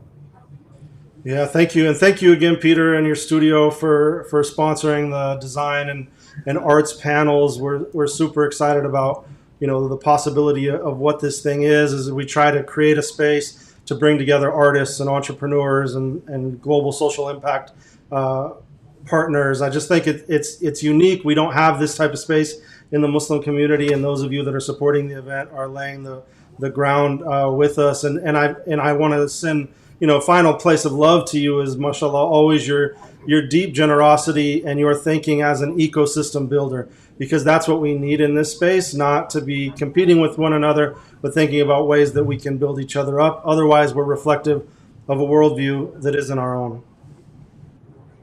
Yeah, I think well said. And one thing I always appreciate about you, Dustin, and your approach, since we probably hung out many years ago in Oakland or wherever, it was just that thinking, and you I think do a great job being able to articulate that, express the challenges, and then also builds some of the places for addressing these issues well, and the conversations I think uniquely help people have a gravity for those. So thank you, and it's been a blessing. So assalamu alaikum. Thanks so much for having me. It's great to chat. Yeah, thank you. Alaikum salam. Bismillah. Assalamu alaikum. Welcome back to the Global Muslim Social and Spiritual Impact Conference. I'm Dustin Craun, the founder of the Center for Global Muslim Life. We're here with my friend Christina Rountree, and we are super excited to have her in this art section. Congratulations on the award for Best Global Muslim Illustrators. I love the work that you've been doing. I feel like you fit within the conference perfectly as someone who works full-time in the social impact space, but then your art that is coming out beautifully on Instagram and in other spaces is really this idea of spiritual impact and Black Muslimness in the United States. So, yeah, how are you? Reflect on the. We'd love to have you reflect on the work that you've been doing. Sure. Assalamu alaikum. Thanks for having me. The work that I usually kind of do is based on centering Black Muslim women. I do work with centering Black Muslim men, but the whole idea behind my illustrations is that I wanted to show Black Muslim women actively practicing their religion. It doesn't really have to do with fashion, but more so purpose within Islam.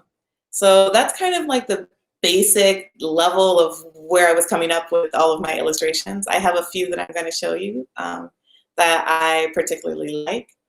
The first one that I want to show you guys is one that got a lot of attention. A lot of people resonated with this.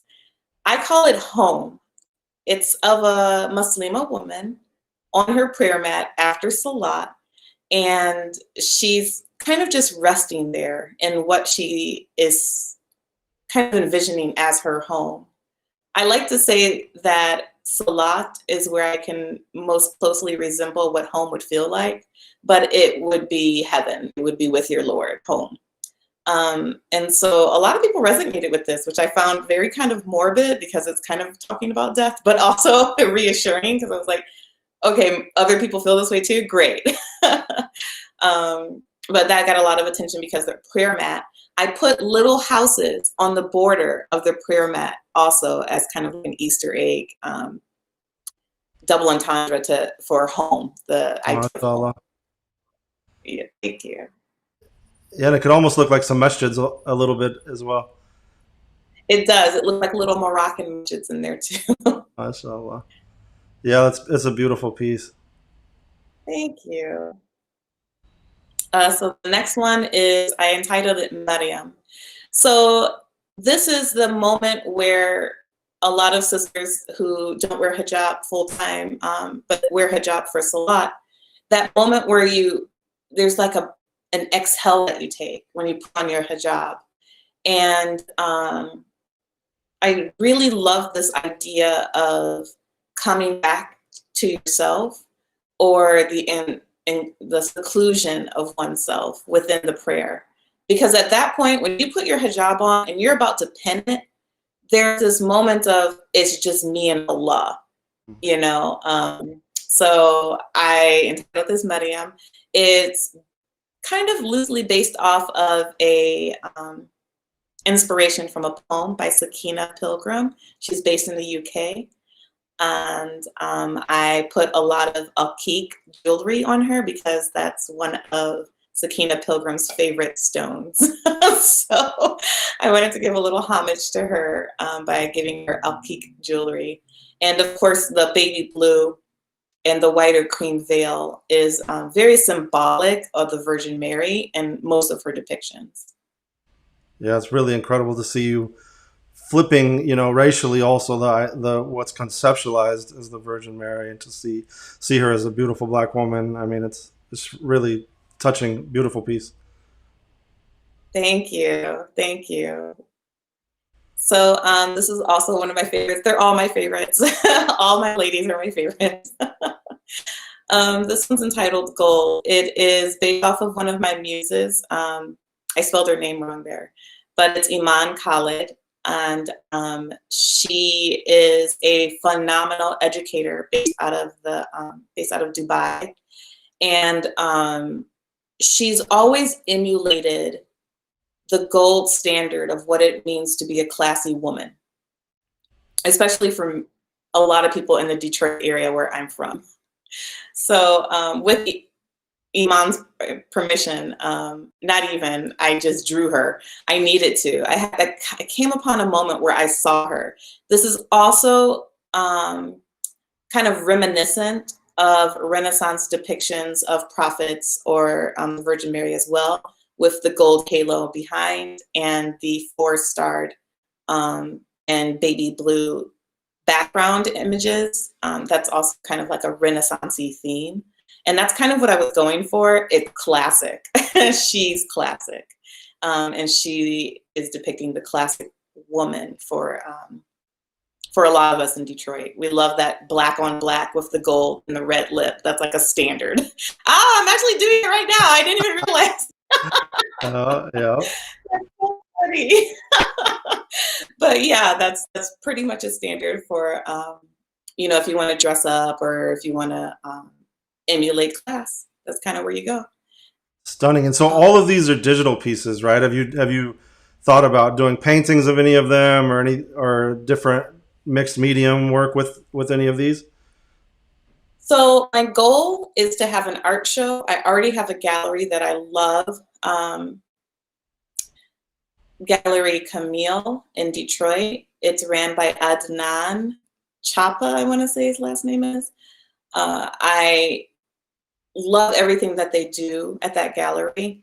And so we've already been in talks about whether or not I can get in there. They said, of course, it's just that it's a waiting game because of COVID. What I would like to do is do large prints of my illustrations and work with one or two different artists who can make specialty carvings for each of the illustrations.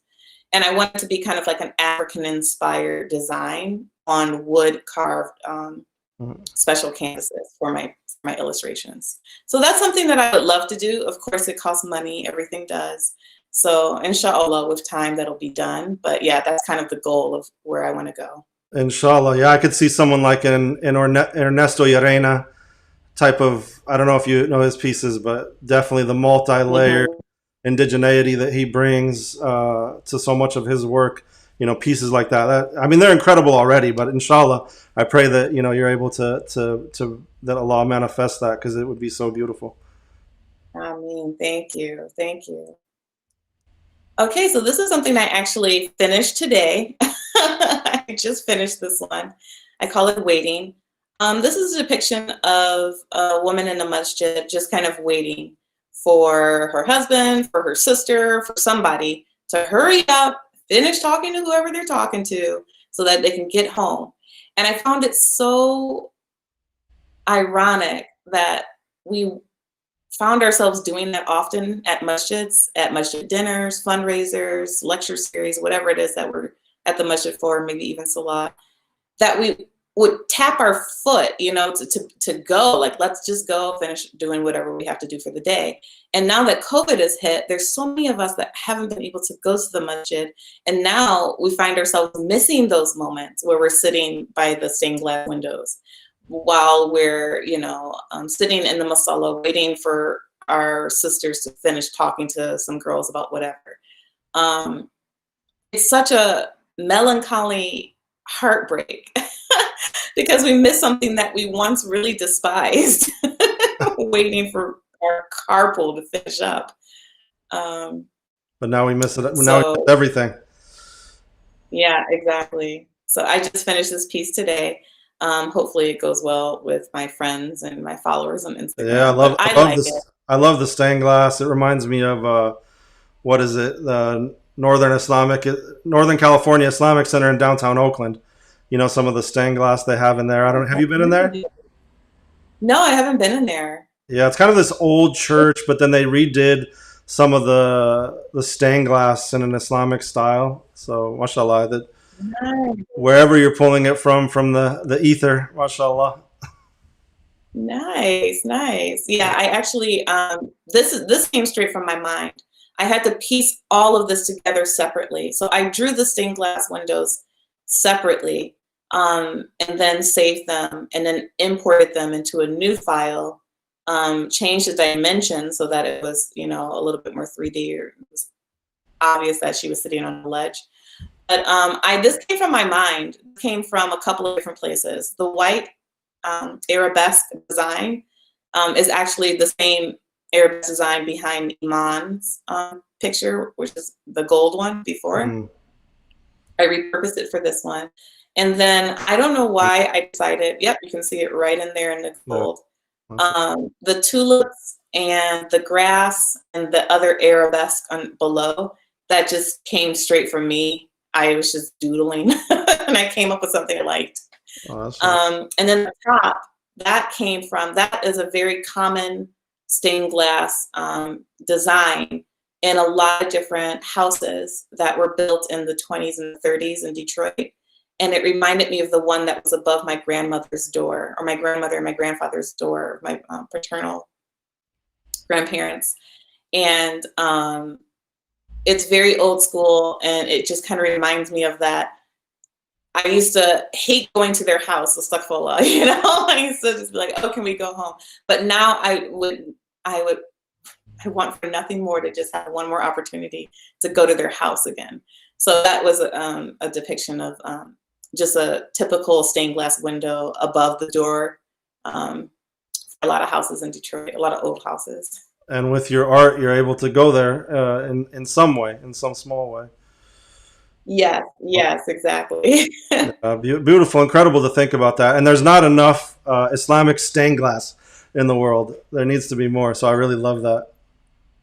There definitely needs to be more. I was thinking the same thing, because when I was drawing this, I was like, oh, I can just find a masjid that'll have this easy. And I couldn't find one to draw from, so I just drew my own. So that in and of itself speaks for itself. Yeah, exactly. So Sink Swim. This is a piece that I drew after watching Ayana Sharif's short film called Wudu. And there's a moment in the short film, if you haven't seen it, you have to. It's really lovely. Yeah, we had it in our film festival this year, and I think she won a Spiritual Impact Prize for short film, and we had her on the program. Oh, really? And yeah, amazing film. It is. It's really great. There's a moment where the music is very calming. There's spoken word, and the sister, she's wading in the water, and then all of a sudden she sinks beneath, and the camera doesn't show what happens when she's underneath, but they start showing you imagery of police brutality and just horrible things within the world, and it, in my mind, described to me as we can allow ourselves to sink, or we could swim to the top and allow ourselves to be motivated to do more. Rather than letting the water take control of us, we take control of the water. And so that was this moment that I drew of the sister that went underneath. She has a moment in time where she decides, okay, I could either sink to the bottom or I could swim up top. And it's up to the viewer to decide which she does. MashaAllah, it's super beautiful. And I love that it's a reflection on that film, Wudu. Highly recommended. Everyone go find it on YouTube if you haven't seen it. Yeah. So my fall base. This is body positivity, of course. It also reminds me a lot of like basicness of loving fall in all things, pumpkin spice everything. I was going to draw a pumpkin spice latte in her hand actually, but I decided to have her holding her purse because of the wind instead. I love this piece. This is one of my favorite pieces that I've drawn. You don't see a lot of depictions of women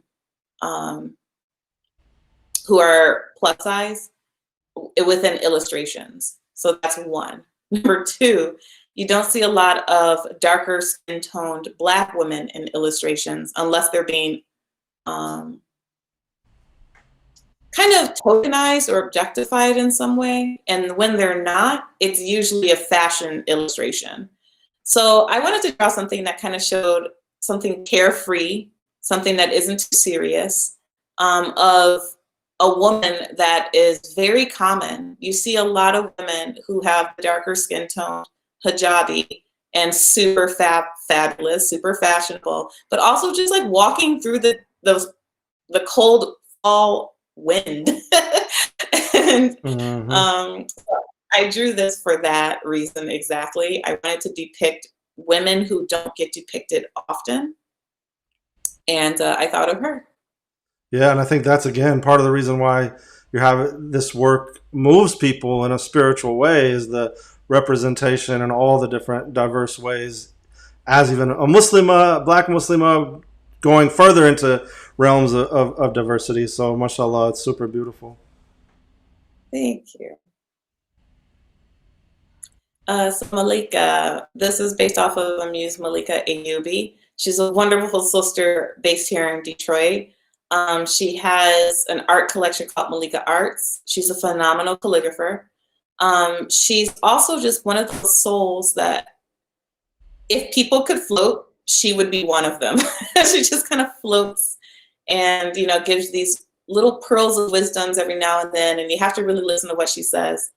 And the answer will always be dhikr, prayer, and salawat. It's something that I could definitely imagine her saying. And again, another depiction of a Muslim woman actively engaging in her faith. This is right after Salat. She's doing her dhikrs, and she has her oud burner. That's kind of reminding her of these little phrases that she keeps in her heart. A lot of people like this one. And I think, honestly, people like the ones that I get the most likes and the most responses on active depictions of women practicing their faith, which I find very rewarding because that's my intention. Yeah, like you said, there's just so much in the fashion space, and that's the kind of overwhelming imagery of Muslim women on the internet is this idea of modest fashion and the way it's been globalized now. And props to those companies, mashallah, who are doing great work, but it loses the faith component, and that's why I think this work, again, is so important. So thank you. Right. Thank you. So this was for a salawat challenge by the Pearls of Islam. They suggested that you sing a poem, or you sing a song, or write a poem, or any kind of artistic medium for the salawat challenge that they have every year. And so I decided, and I do sing nasheeds myself. I do play acoustic guitar and sing nasheeds, but I decided I wanted to draw something because I hadn't seen anyone do that yet. So I took a picture of a woman that I found on the internet, and I made her a Black woman. And I really took a lot of time. Obviously, you can tell on the drum and on her facial expressions. I really wanted to get that moment where you kind of lose yourself in the salawat. And the carpet at the bottom is the same kind of carpet that is at one of the masjids that is in Michigan. So where everyone is pretty much like the sister. Everyone knows how to drum. They have a really big drum circle. They actually have a women's nasheed group at that masjid. So yeah, it's great. I love going there. If you're ever, feeling the need to have a really great experience, come to this masjid in Michigan. It's actually in Fenton. What's it during called? Ramadan. You'll have a blast. It's literally called The Farm. But it's the Fenton Spiritual Center, I think, the official name of it. It's from the Naqshbandi Tariqa. MashaAllah. Yeah, and of course, Pearls of Islam won all kinds of awards in our Spiritual Impact Awards. As Album of the Year, my daughters have memorized that entire album and play it nonstop. It's so beautiful. So yeah, thank you. Actually, I'm definitely a fan of theirs. I was in their video for one of their music videos. I love them. They're phenomenal sisters. Yeah, amazing music. And so yeah. So I'm ending on this note. I am as my servant thinks of me. A really popular hadith that a lot of us know, because what you engage in terms of what kind of media you take in, it definitely impacts your heart, and it definitely impacts how you see yourself. If you see yourself truly as who you are, you're more likely to have the courage to practice your faith, to believe in yourself, to believe in Allah, and to have more courage. And so I am as my servant thinks of me. It's basically just my mantra over and over again. If I think God is merciful, then he will be. If I think that my media engagement is merciful, it will be. So I'm just trying to make media engagement for other Black Muslim women more merciful and more representative of who they are. MashaAllah. And not only that, I think that Black women, of course, and thank you for the work you did. But it was interesting that when we were putting together the awards, this sister from Iran reached out, Golnar Servatian, and she was talking about this category. She's a designer that was chosen for Best Global Muslim Illustrators as well. And so I think that, and she was talking about the stigma against illustrators, and especially female illustrators in Iran. And the work that and then I go and Google her, right, having not heard of her, and she's designed all these children's books all over the world, and so there may be that stigma locally. So I think the group of you that were chosen for the awards are representative of this beauty and really incredible spiritual impact. So again, just thank you for your work and everything that you're doing.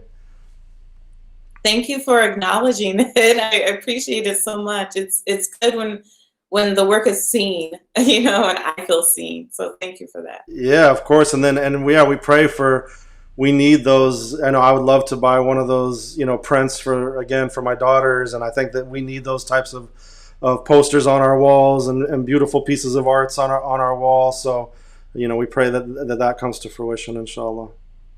Inshallah, Ameen. Thank you. Yeah, no, and for showing us a different side also. I think the other piece that's not depicted there is just the like you said, the Muslimah and Salat, sure, but then also the dhikr, the nasheed, the deeper spiritual areas that sometimes maybe people who may not be connected to our community may have never even seen. And so you're making that super seen as well. Exactly. So thank you. It's great connecting with you again. And so where can people find you? So you can find me on Instagram, Stina, STINA.Michelle.tree. On Instagram, I have all of my postings there. I also post on Facebook a lot, but I just do it through my personal Facebook account, so it's a lot easier to follow me through Instagram. Okay, mashallah. Awesome. Thank you so much. Assalamu alaikum. Thank you. Walaikum salam. How many here believe there's a supreme being, believe there's a God? How many believe there's some power that made the sun, the moon, the stars? How many believe that this stuff didn't just come out here? Somebody wiser than us made it. How many believe there's a God? The spiritual legacy of Muhammad is love. I mean, it's what he's done all of his life, and that is the message of Islam, is love. And he knows this, I know he knows this, that of the tremendous work that Bayan is doing in his honor, and I know he would be immensely pleased at this. My name is Fatin Saifullah. I'm from Las Vegas. I've been a resident Imam of Masjid Al-Sabur for the last 18 years, and I've been fortunate this year to receive a scholarship, the Muhammad Ali Scholarship. Assalamu alaikum. My name is Corey Majid, and I am a Muhammad Ali Scholar at Bayan Islamic Graduate School. My name is Hamza Abdul Malik. I am the Imam of the Midtown Mosque in Memphis, Tennessee. I'm originally from one of the first communities that was started by Imam Zaid Shakir in New Haven, Connecticut. And I really appreciate Muhammad Ali Scholarship because it's continuing the legacy of spiritual and social leadership that Muhammad Ali left.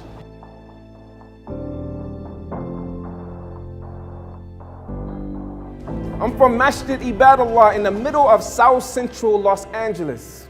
You see, I grew up around individuals who have done 22 years in prison, 25 years in prison.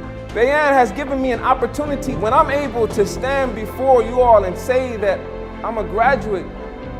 I graduated with my master's. It's not just me graduating. It wasn't just me in the classrooms. It was me and my community.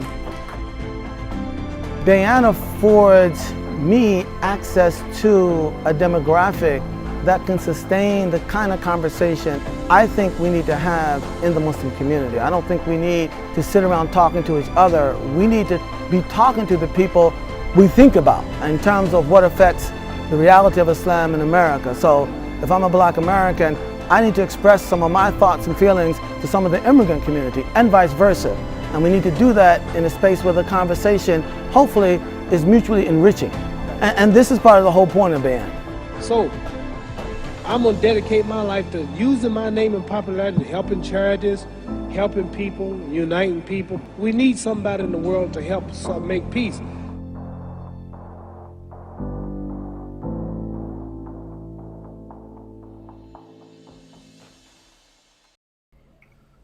Bismillah ar-Rahman ar-Rahim. Assalamu alaikum. I'm Dustin Craun, the founder of the Center for Global Muslim Life. It's a blessing to be here with you all on one of my favorite discussions of this entire conference, this entire forum about the best global Muslim artists. This was a hard one to choose from because there's so much incredible art happening in the Muslim community, and everyone on this list are true game changers and people that are changing narratives with their level of work. The way that we decided this category with our jury is they had to be people who were doing art in multiple different forms, and really like the scale, it doesn't matter as much the scale, but it matters the beauty of the art, the excellence of the art. And so just to run down the list real quick, Riz Ahmed, you know, definitely one of the global artists of the year, period. He had two incredible films that came out, both like super personal, both dealing with issues of disability. He had his incredible film, The Long Goodbye, talking about how he's breaking up with Britain and the history of colonialism. He just did this really incredible live stream from San Francisco. There was also a performance piece with that. Mahershala Ali, he produced film, and of course he produced this really amazing documentary about about an elementary school in Oakland where they have this competition every year around where giving speeches, and that was super beautiful. Less people have probably seen that than have seen Rami, and I thought his depiction of Sheikh Ali in Rami was beautiful. Yasin Bey this year had his album come out at a museum in Brooklyn that you had to go to the museum to even listen to the album. And then he curated an exhibit of paintings with the album. And then he also had a line of perfume come out with an Argentinian perfumery that's amazing. Narcy had his book Text Messages come out this year. He also had a new album drop, and just, you know, always, and then directing his own videos like he does with every single one of his album releases. And he did this deep fake hip hop video that's really, really incredible called Thoughts and Prayers. Incredible song, incredible video that you all should watch. El Cid, not only did he do, and these are in alphabetical order, El Cid had this amazing installation in the middle of the desert in Saudi Arabia.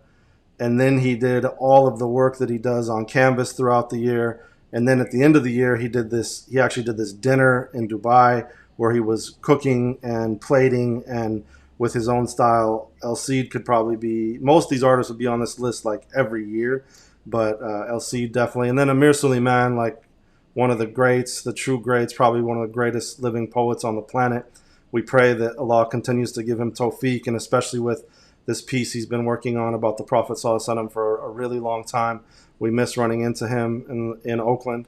And his short film is absolutely stunning. One of the most, we named it the top short film of the year. Powerful, powerful piece, an incredible piece of poetry.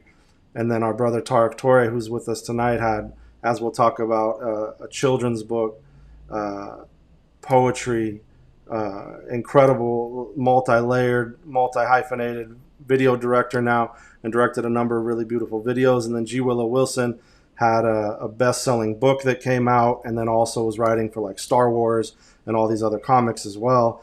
And so, mashallah, tons of people doing super incredible work. We wanted to invite in Tariq Toure. Assalamu alaikum. Well, salam. I'm looking behind me to make sure my girls don't run in here, man. So yeah, fine. Well, it would be all good if they did. So, but yeah, welcome and thank you, for all the work you've done this year. Talk us, first reflect on this list, and congratulations for being on it. I think it's well deserved. I think that this group are people at the core changing narratives about Muslims in so many different ways. There's, of course, we could have had more people on the list, but I would say this is the top tier. So, mashallah, yeah. Any reflections? Yeah, well, I just want to first, ask Allah subhanahu wa ta'ala to continue to inspire these folks that I'm humbled to be a part of any list, including the renowned people and people who've put in immense work to further art that forces us to reflect on a lot of the disparities that go on and a lot of the beauty that's within this world, and also our akhirah. So these artists have done that. They've done it at a high level. So I'm humbled by that. I guess first reflecting on Riz Ahmed and his work regarding Brexit.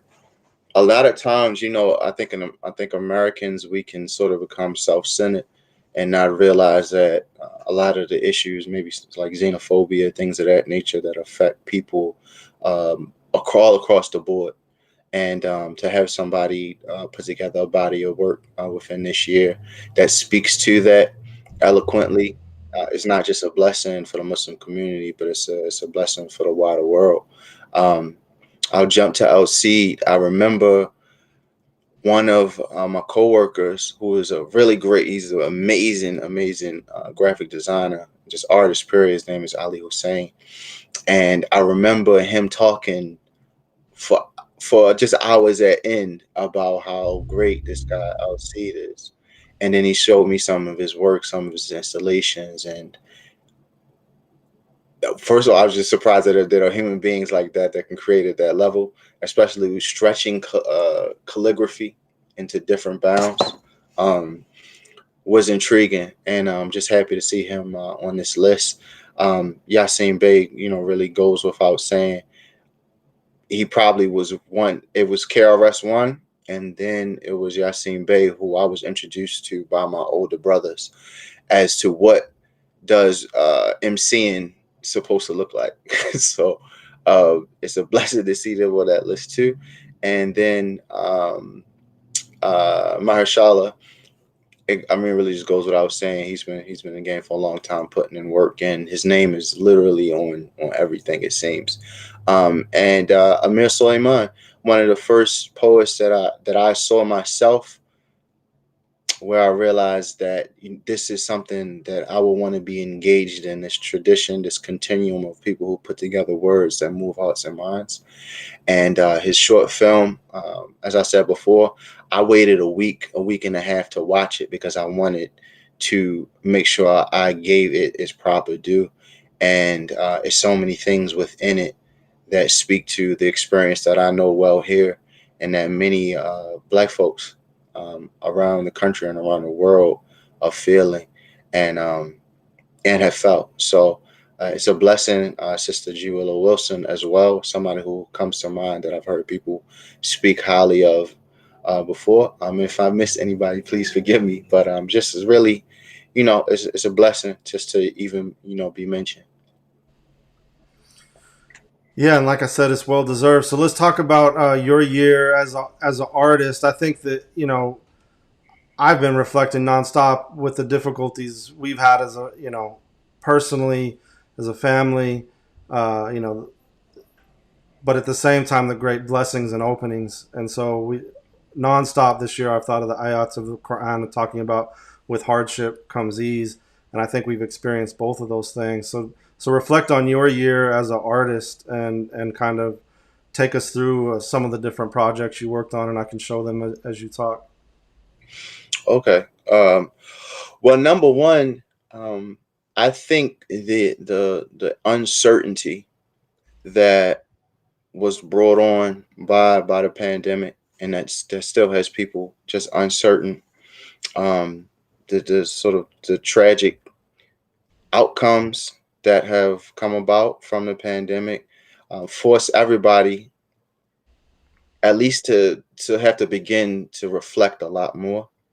And for an artist, for myself, I mean, that's our ammunition, reflection, sort of like, being, I think the word is ruminative, about what you've experienced, what you're presently going through, and what the future may look like.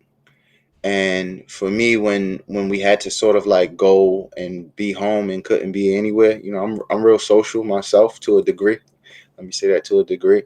But it forced me to be home, a lot more home with my family, and it forced me to start to see where some boundaries and some barriers that I could break within myself, within my art, and what did I really want to speak and say through my work throughout this time. And a lot of it came about very introspective pieces, very spiritually aligned pieces, and very family aligned pieces. So it was a blessing just to be able to be able to do that. I know a lot of people, they may not have been able to get within their creative home, within themselves.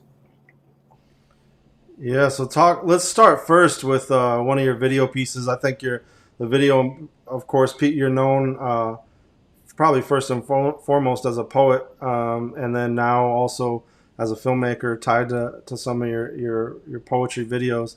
So let's watch first this piece, The Call, and then you can reflect on kind of what this video is.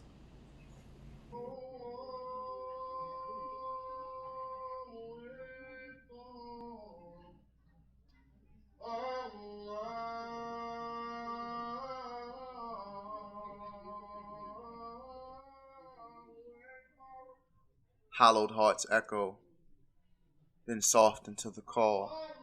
Through the vast meadows, our souls begin to crawl. Just as the rose petals, our ending is a fall, prostrate to the magnificent one who sent us off, with a single fraction of light within us all. As our fears fold into the night, with each adhan, clear openings in sight, with new resolve, fearing we won't live this right after all.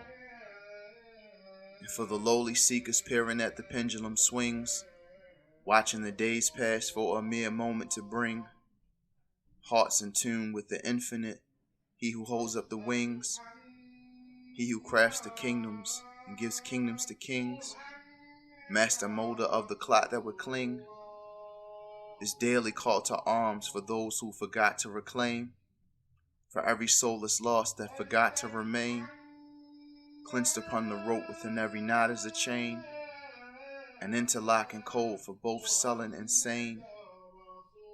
We enter our abode to bleach and blot out the stains, letting the sin soak to harvest the crop from the grain. Every vibration of reckoning, a heaven-sent testament, sent solely to sink solace into the hearts of breast of men. And it can't be more evident and held in higher reverence. Without the echo of the unseen, the warriors wander weaponless. Since the Habasha placed the house beneath his regal feet and summoned humanity out of his mouth for us to meet.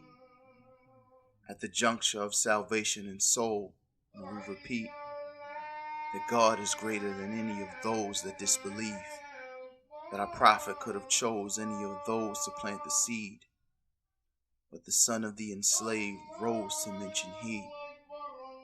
Until the end of time, this holy symphony will bring man, woman, and child in droves to this decree.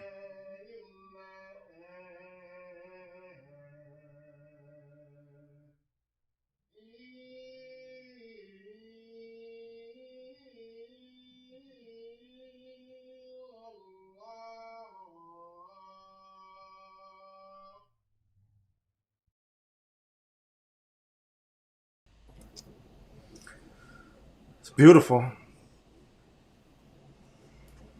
Thank you. Thank you. Is it it's almost like a reflection on Adhan. Talk to us about the piece and kind of what your inspiration was. Alhamdulillah. So I heard this brother named Dawood call the adhan maybe about like a year or 2 years ago. I think he's out of Ohio, Cleveland, to be exact. And I was like, is he calling the adhan in like blues key or something like that? I hear Mississippi in there. I hear backwater. And one of the things that I've been reflecting on is that even the way some of our African American elders recite the Quran, maybe in another generation or generation after that, we won't be able to hear that anymore. And so the first thought for me was, what is a way that I can use my talent as a poet to archive that sound, that particular sound? And alhamdulillah, I was able to get the clip from it. And hold on 1 second. No, I'm talking to somebody. I know. So I went ahead and found the clip, and then once I was done writing the poem, I thought a little bit more deeply in that here you have African Americans saying the adhan, calling the adhan in a blues key, and then reflecting on the story of Bilal, radiallahu anhu, and sort of how does this path go from him even being referenced, as a black crow before he's about to call the adhan, and then now descendants of people enslaved are now saying this adhan here in the 2000s, and then beyond that, African Americans, particularly even Malcolm X, being responsible for being one of the most pronounced da'is that we've had, in the last 100 or so years. All that correlating, I thought it would be important to archive that within a film, a poem, and it's just a recitation. So, I mean, mashallah, it's super beautiful, and I think that shows how multi-layered it is. Of course, in the book, I think Sylviane Diouf writes about this a little bit in Servants of Allah. I know she talked about it at a talk she gave at Zaytuna that I was at, that the blues actually has its roots, right, in Adhan. And then even we were talking to Sheikh Mendez today, and he was talking about how he has a clock that has like 2,000 adhans on it, and it doesn't have one adhan from Africa, right? Let alone an African American version of the adhan. So, and I think that this is a difficult thing, that within the digital media space, it's like somehow with the globalization of media and even like the popularization of certain recitation styles of Quran, even like a lot of Muslims don't even know there's multiple types of recitation of Quran, let alone the multiple adhan styles. Yeah. It's one of the things is that we applaud people who bring those things to light, because they need to be brought to light. As an artist, it is literally my job and our job, our responsibility. I don't say job, but our responsibility to create with those things in mind, out of love. And that's a more, for me, sincere driver, because I could go at people who sort of overlook us all the time. But my purpose is much, much better served creating forms of expression like that, because there are going to be parts within it that speak to everybody, but there's a lot within that speaks to the home and the heart of African American Muslims and Black Muslims, and that's one of the largest purposes of it. No, and like you said, and I think that it's Malcolm, it's Muhammad Ali, and the Black Muslim community, hip hop being some of the greatest da'is in the history in the last 100+ years. And if they were in other parts of the world, they would be called awliya, right? They'd be called walis, they'd be called friends of Allah, because who else has guided millions of people to Islam, literally, in the last 100+ years? There's a few people, but most people don't know their name. No. Yeah, mashallah. So thank you for that. And then I know the other film, it's called Dear Beloved, right? About your son. And I think that so much beauty. Talk about some of the other film work you did this year as well. Yeah. So I wrote Dear Beloved Son after Imam Ghazali's his short treatise, when he's writing letters to a student. Your student has some questions about the path, what he should be seeking, how he should be seeking it, what is knowledge of Allah, and what should he be trying to get out of his studies, and what type of, I guess, aspirant should he become. And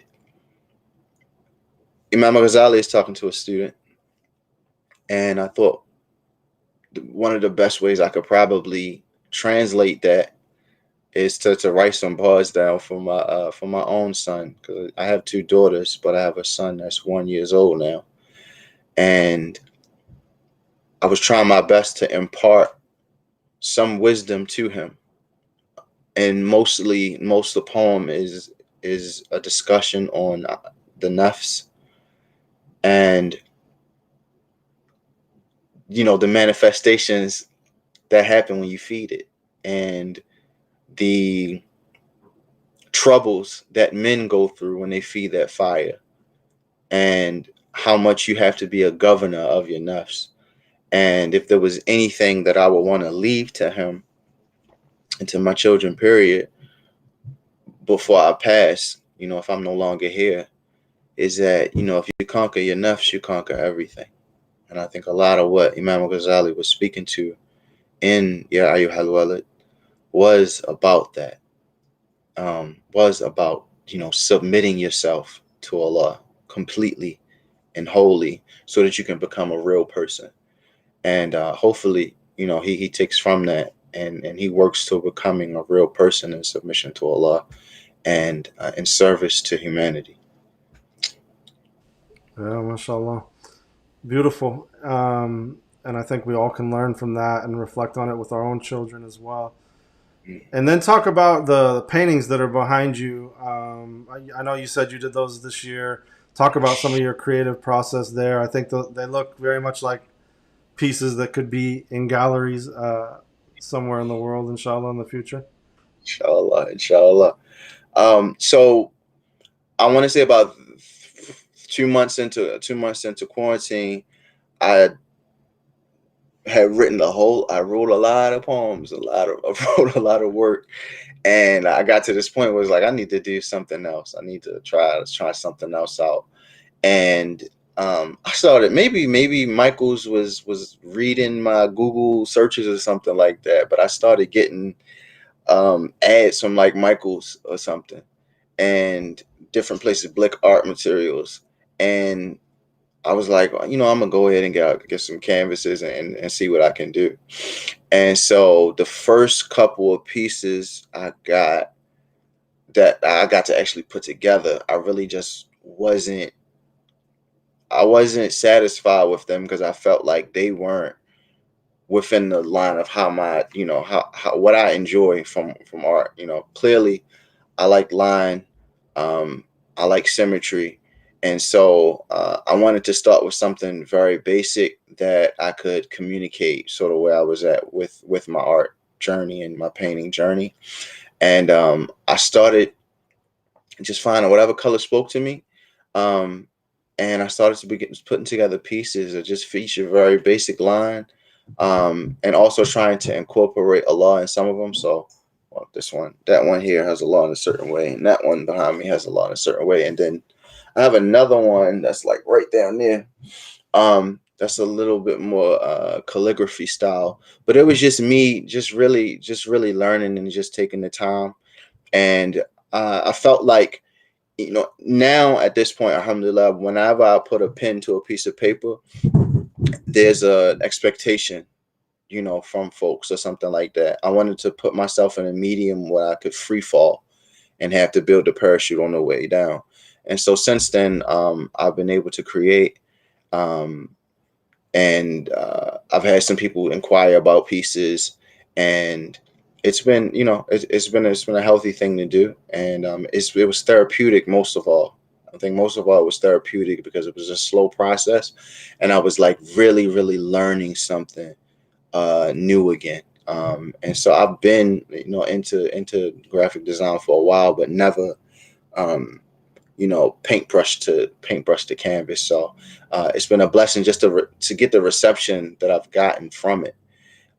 Aside from writing, aside from putting together, short films, being able to paint now is it's another thing that's in the arsenal that I want to perfect.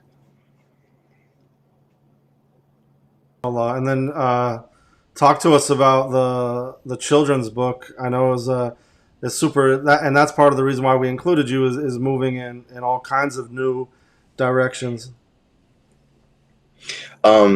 So number one, the beautiful illustration that you see here with this young boy and his father was done by a sister named Anika Sabri, and she's very significant because she is like one of the pioneers of Black Muslim art scene in New York.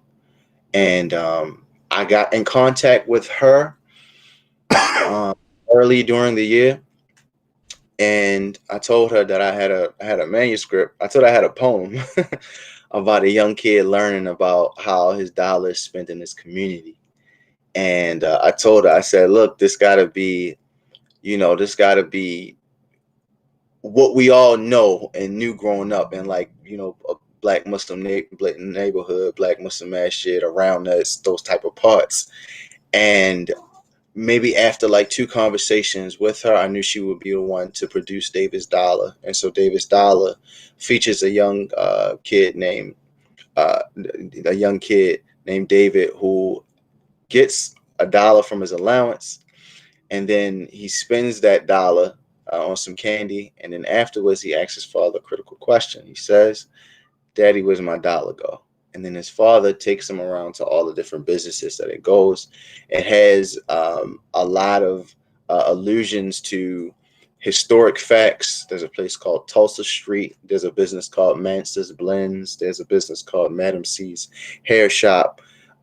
There's a lot of things in there that can be conversation pieces, but most of all, David at the very end gives the $1 back after it circulates to his community. He gives it in sadaqah at the masjid towards a family who had their house burned down. And so it teaches a holistic and a community responsibility piece with it as well.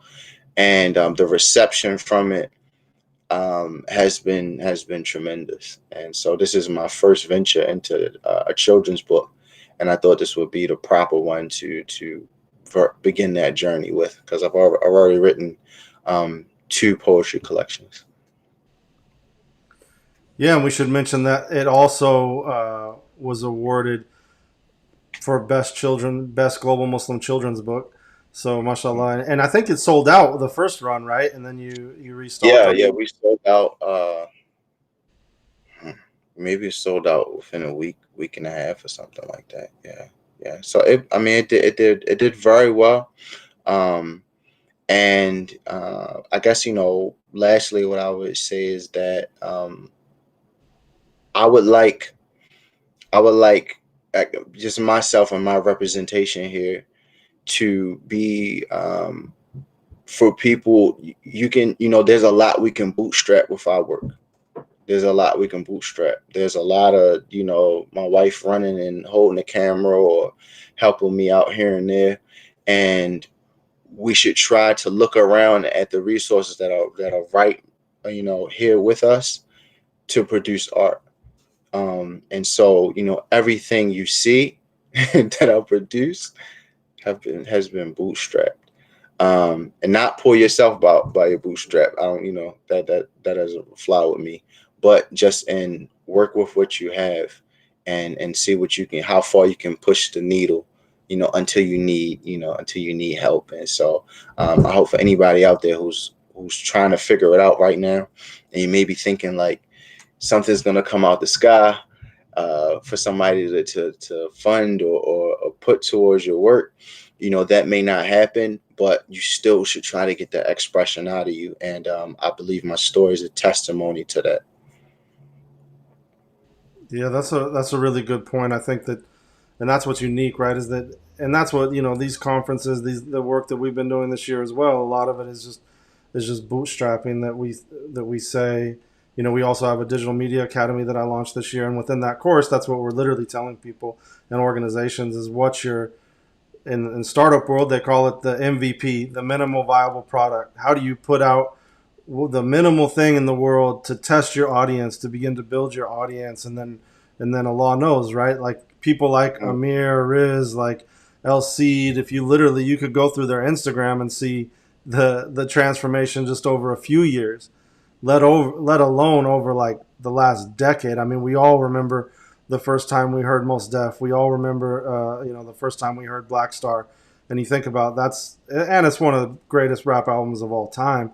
But I mean, still, like the way the art has changed over the years, and none of that would happen without that belief in the self and just putting your own money into your art and just grinding. So I think that's a really beautiful message of not pulling ourselves up by our bootstraps, but believe in ourselves and bootstrap our work, get it out into the world, and keep growing. So reflect on what's next for you. Like what are your prayers for 2021? What's next? Continuing to write, learn how to paint a lot better, and learn how to put together film a lot better. I think those are the things that are going to sort of like just be on a revolving basis of trying to perfect. And then prayerfully, we can produce some more short films. We can produce some more poetry. I might do some more long form essay stuff as the year goes on. I'll take David on a little bit more journeys in the future about just, the ethical part of money and transactions, because I feel like there's a lot of lessons we can teach the wider public as Muslims about money, about business, things of that nature.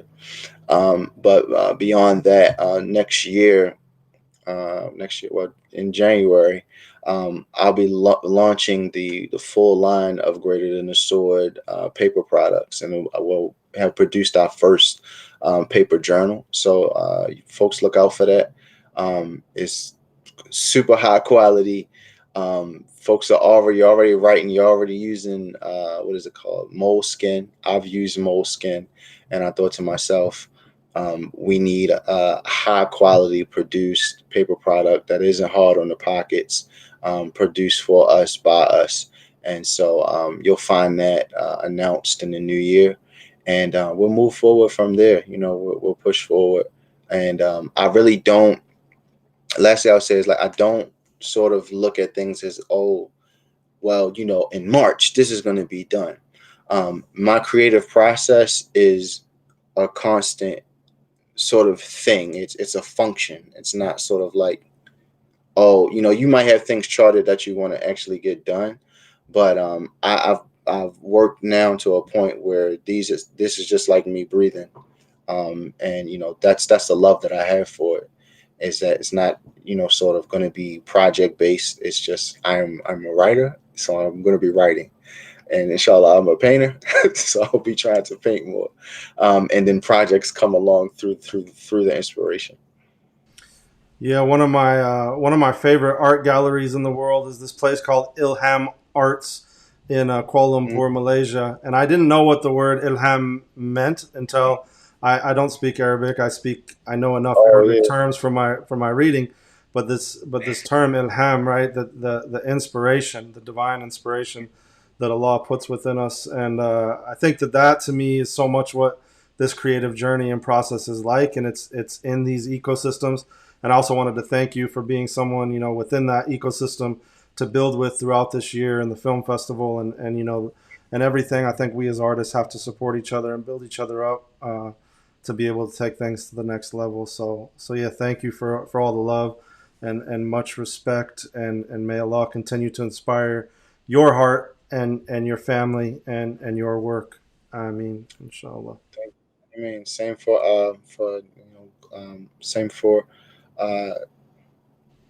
what you all are doing. We might complain a lot about not getting like shout outs from these other places, but we have to start building things that honor our own. And like, yeah, you stop just begging for love from places that already have stated inherently and explicitly that it's not going to be there. So thank you all for what you're doing, and I'm honored to be a part. Yeah, of course. No, and that's it, right? It's why would they recognize us if we're not even within their worldview? And the only way they recognize us is if we are in their worldview, which in many cases is against our own worldview. So we have to create spaces to show love for ourselves. And inshallah, this is a beautiful collection of people from all around the world who've done that this year. And that's, to me, what gives me so much hope. Like, here is all this beauty that the Muslim community has produced in the midst of all this difficulty, all this pain. So mashallah. Thank you for being an example of that. Much love and respect. Assalamu alaikum. Assalamu alaikum. Next, we're going to London to be with my friend Ruhat Alam to discuss his work with his design studio Archetype, one of the most amazing studios of the year. We're really excited to have him on the program. Let's check out their short reel about their studio and all the amazing global work they're doing.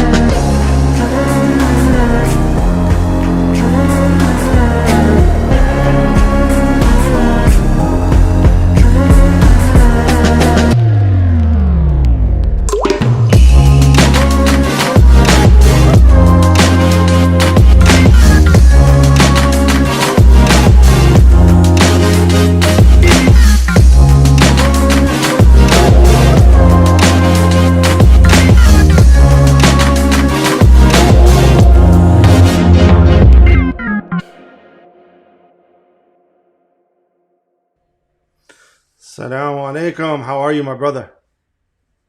Wa alaikum assalam. I'm well. How are you? Good, good. Yeah, I miss you. It's been a few years since we've been able to sit together. Tell us about your year.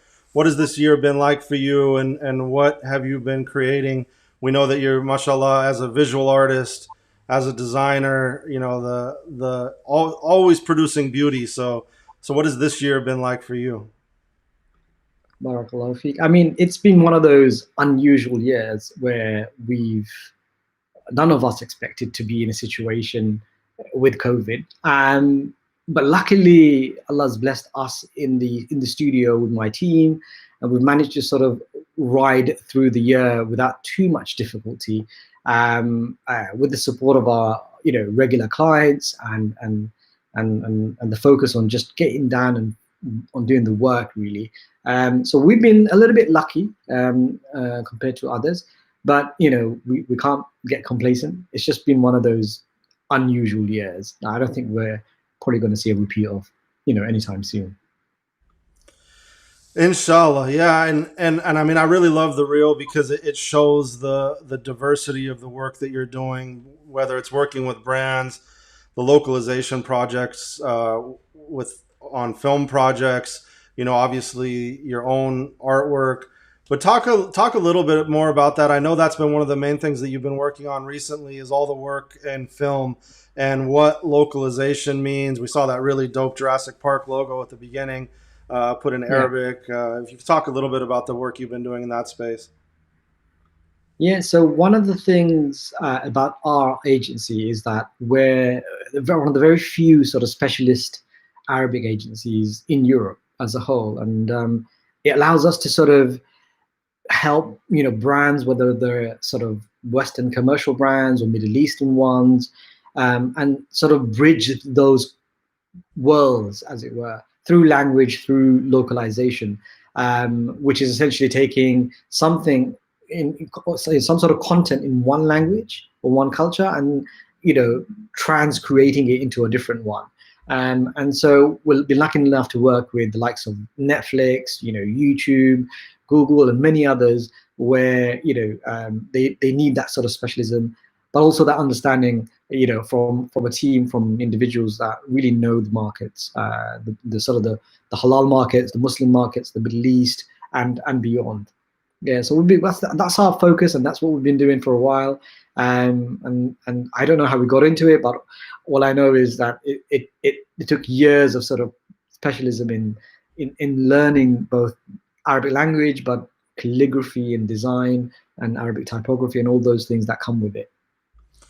Yeah, and that's one of the really interesting things about your work is that not only do you do incredible Arabic calligraphy, mashallah, but then also your work in Arabic typography. Can you talk about kind of what that has looked like as a journey for you personally, as a kid from London who may not have been raised with the Arabic language? That's right. So we weren't raised as native Arab speakers or anything like that. We're familiar with Arabic through the Quran, through reading, because most Muslims are taught to read the Quran. But that's where it ended. But for me, I developed some sort of fascination with Arabic later on, at art college, which allowed me to sort of really sort of explore both Arabic calligraphy, but also typography. And I felt that often we find that calligraphy is quite traditional, and so living in a sort of Western-centric or modern global setting as an ummah, our sort of not tastes, but our aspirations for a Muslim aesthetic has developed and moved on. And I felt that maybe I can contribute to a newer, fresher aesthetic, as it were. And so I wanted to create my own scripts, my own design approach, and that included Arabic typography as well, taking it beyond sort of the mundane fonts that you had to really experimenting with how Arabic could look. And I wanted it not to be sort of stuck in a certain sort of traditional styles, because Islam is universal, Islam is sort of global, it's dynamic, it's futuristic, all of those things. And I wanted to reflect those things through the design tradition that we have now. and establish a new sort of approach to how we perceive Islamic arts and culture in general. Yeah, that's beautiful, and I think it comes through in your work, and I think it's super cutting edge. But how do you, especially in a year like this, I think one of the things that's been interesting, and a lot of the different folk we've had on the program have been talking about, is that maybe they had a little bit more time for their personal art as well, and obviously this year, for all of its difficulty, has been a year of great reflection for all of us. So were you able to work on your own art at all? Can you tell us anything you've been working on? And how, as someone who has a full-time design studio, how do you keep any type of balance between doing your own, passion and the art that you're passionate about and want to work on, and the day-to-day that, of course, pays all the bills? Oh, yeah.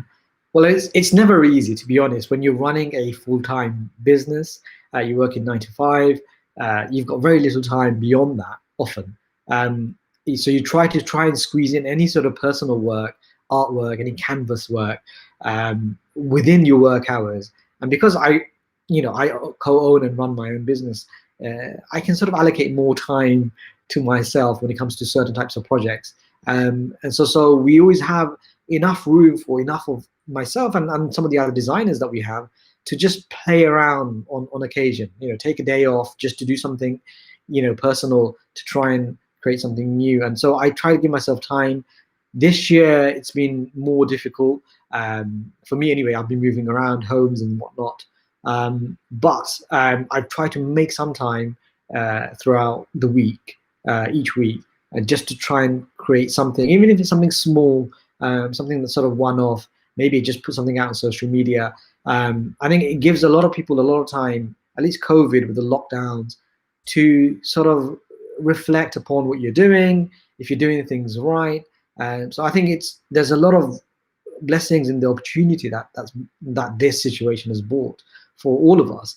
But it's not easy for, I'm sure, a lot of people. For me, I wish it was more productive, but then again, I'm never really quite ever happy with my own output ever, really. So I'm harder on myself than maybe most people are when it comes to creating work and whatnot. Yeah, of course. And I know you also work in the product design space, and you made a range of things where I know you've done some clothing design, and then these prayer rugs that you created. Can you talk about the prayer rugs and what's unique about your prayer rugs? I've never seen anything like these. I mean, they're probably, mashallah, some of the nicest prayer rugs I've ever seen, and also some of the most unique prayer rugs. Yeah, so over the years, I've tried to introduce different sort of lifestyle products, amongst other things. I've done T-shirts, I've done some sort of limited edition hijab designs, other sort of clothing projects that I work on.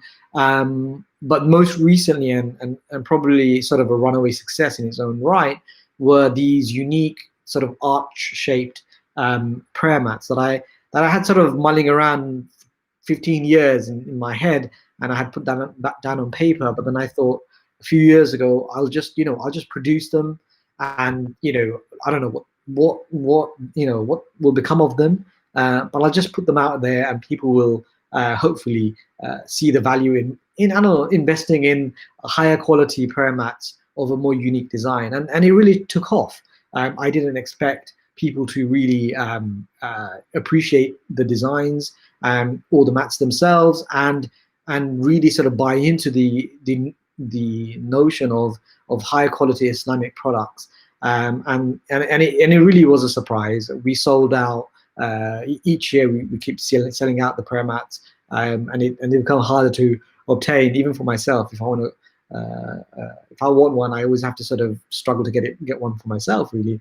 But the point is, yeah, they've done amazingly well, and likewise, people around the world are appreciative of higher quality products that people are putting out, and I'm just happy that they've done well. And the term you use for the name of the product is visual dhikr. Yeah. Can you talk about that name? I love that name. Yeah, so that's a name that was sort of coined back in 2000 and early 2000s, around 2001, 2003, I can't remember exactly, because I was creating artworks, paintings, and I thought, what do I call my work? This sort of work that is sort of more focused on, has a more Islamic leaning. And I thought, well, this is a type of dhikr, but it's not spoken, it's not verbalized. It's not necessarily action, but it's something that you can see, and hopefully it reminds you of the Creator, of Allah, of the Prophet Muhammad sallallahu alaihi wasallam. And I thought, well, it makes sense to just call it visual dhikr, and it just caught on from there. And sort of it is a registered trademark of the business and brand, but it is something that people can relate to universally, I think. Yeah, mashallah, so beautiful. So let's play. We're going to play this quick ad about the prayer rugs so everyone can see what we're talking about.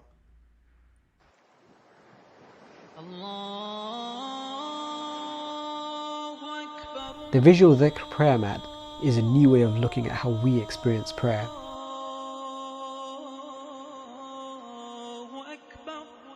For a long time now, we've had to deal with poorly made and badly designed prayer mats that aren't reflective of our faith and spiritual experiences. So I went back to the drawing board and thought about how I would like to enhance my own prayer, and it wasn't enough to simply do new designs on existing mats. We've introduced a whole new shape to the prayer mat, a form that is found abundantly in our Islamic history and heritage. Arches represent gateways to a spiritual space. When you step onto the prayer mat, you're consciously making an intention to enter into a state of focus and prayer. There aren't any tassels or gaudy designs, and we've introduced a different range of materials and textures. To make it a little bit more comfortable, we've added a cushioning layer also, with a more contemporary take on design that is authentic to our traditions. This makes for a beautiful gift for a newlywed couple, for friends and family.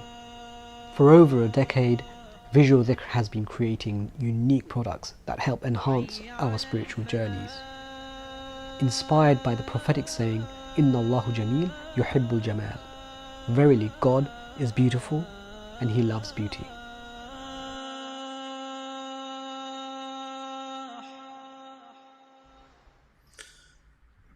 MashaAllah. Yeah, amazing. I've been meaning to order one forever. I need to finally get on it. I've seen them in a few places. I've prayed on them before. They're really some of the most beautiful prayer mats I've ever seen. And I think that and those, bringing it home to what we talk about, like this year we've been running this Digital Media Academy. And one of the core things I talk about in it is that the reason why my film work has resonated with people and the work that we do, even as a production studio, and the work that I've done, is that it's about that core component is beauty. That's the difference. That we think that we don't consider that storytelling. People just think, oh, I'm going to become a storyteller and tell stories the way that I see them on television. When the reality is, no, to tell faith-rooted stories, to create faith-rooted brand, it's so much of it is about that beauty component that moves people and that moves hearts. That's at the core of Islamic art. And your work, mashallah, has always been that for me. No, thank you. No, that's very much true. I think the key word is ihsan. Just doing things at a quality, with a particular approach of doing it to your very best. You might not be 100% perfect, but what you're doing is you're giving it your best shot, and just taking the extra appreciation that we are doing something for, in many ways contributing to the Islamic culture as a whole, and it should be considered some of the best work we do. And if we can do that in product design, in services, in business, then we'd see a significant change in the way we are perceived, and obviously serving everyone else, and leaving a lasting example. I think that's what it comes down to, ihsan. Yeah, mashallah, well said.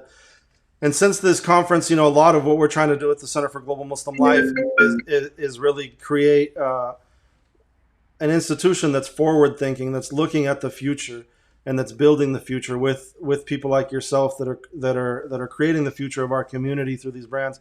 So Kit, what are your reflections as we head into 2021? And I believe, inshallah, that this year will be manifested through this idea that with hardship comes ease, and that this creates major openings for ourselves and our communities. So what are your reflections on the upcoming year and some of what you want to work on? Yeah, so the upcoming year, we're hoping that it's going to be a year without too much trouble and without too much difficulty for everyone. But it's all about shifting gears, I feel, making sure that we sort of have newfound focus. If we've had time to sort of contemplate on where we're going and what we're doing, are we doing the right things? And not be swayed and too disheartened by what's gone on, and actually try and see if we can be brave enough to make those next steps with whatever new venture that we might be embarking on, and that might be business, that might be a new life, a new beginning, or whatever it might be. We definitely want to just continue building up our team, focusing on the things that we were gonna do last year, or this year rather. It's not over. But what we originally planned to do this year, and just sort of gung ho and go forward with those plans. And for me personally, I've had loads of projects that have just been parked on shelved for the last year, maybe 2 years even. And I really want to just get them started. I've managed to sort of have the space now to do some of those things, and I just want to sort of really just get my head down and focus on getting these projects done, really. And I think a lot of people shouldn't forget that whilst they are doing their own thing, that there is a wider society which is struggling, which is suffering from a lot of different problems, and whatever we do is ultimately going to also somehow help the wider society, our community, our own community, and beyond. And we don't lose sight of what's going on around us. And often we can get so engrossed in what we do that we forget that we live in and part of a community, and not just our immediate neighbors, but far beyond that on a global level. So that's what I would look forward to in 2021. Inshallah, yeah, we pray that those things manifest, and that Allah, it brings much healing to our world and much opening. So thank you for taking the time. Thank you for all the beauty that you produce for us as a community, and we pray that it reaches to even more people, inshallah, in the coming year. We'll see you again soon, we hope. Assalamu alaikum. Go. Assalamu alaikum, everybody. My name is Melissa Mani, and I'm here to introduce the wonderful young lady named Cheyaan Jamal. And she is the winner of one of the winners of the Best Global Muslim Children's Books for a book titled Qasim's, it's hard to see, but it's called Qasim's Book of Adventures. Everybody, please, I welcome you all to meet Cheyaan Jamal. Please introduce yourself. Hi, thank you so much for having me. My name is Cheyaan Jamal, and as we heard, I wrote Qasim's Book of Adventures, and I'm really happy to be here. Thank you so much for taking the time. One of the first questions I wanted to ask you is, what was the process like of writing a children's book?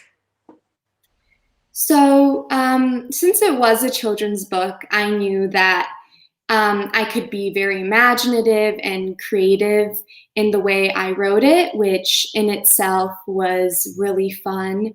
However, since the story is based on actual and really devastating events, it involved a lot of research on the Rohingya people in order for it to also be accurate and informative. It was also important to create like a whimsical aspect to it to make it more engaging for kids, but it also had to be informative in such a way that they wouldn't be scared or intimidated by what the main character, Qasim, goes through in the beginning of the book. And that was probably the most difficult part about writing this story. I see. And what inspired you to write the book? Like what why is this book important to you? I know you just mentioned you had to do a lot of research about actual events, and there are real stories that are happening right now. I wanted to ask, what inspired you directly to write this book?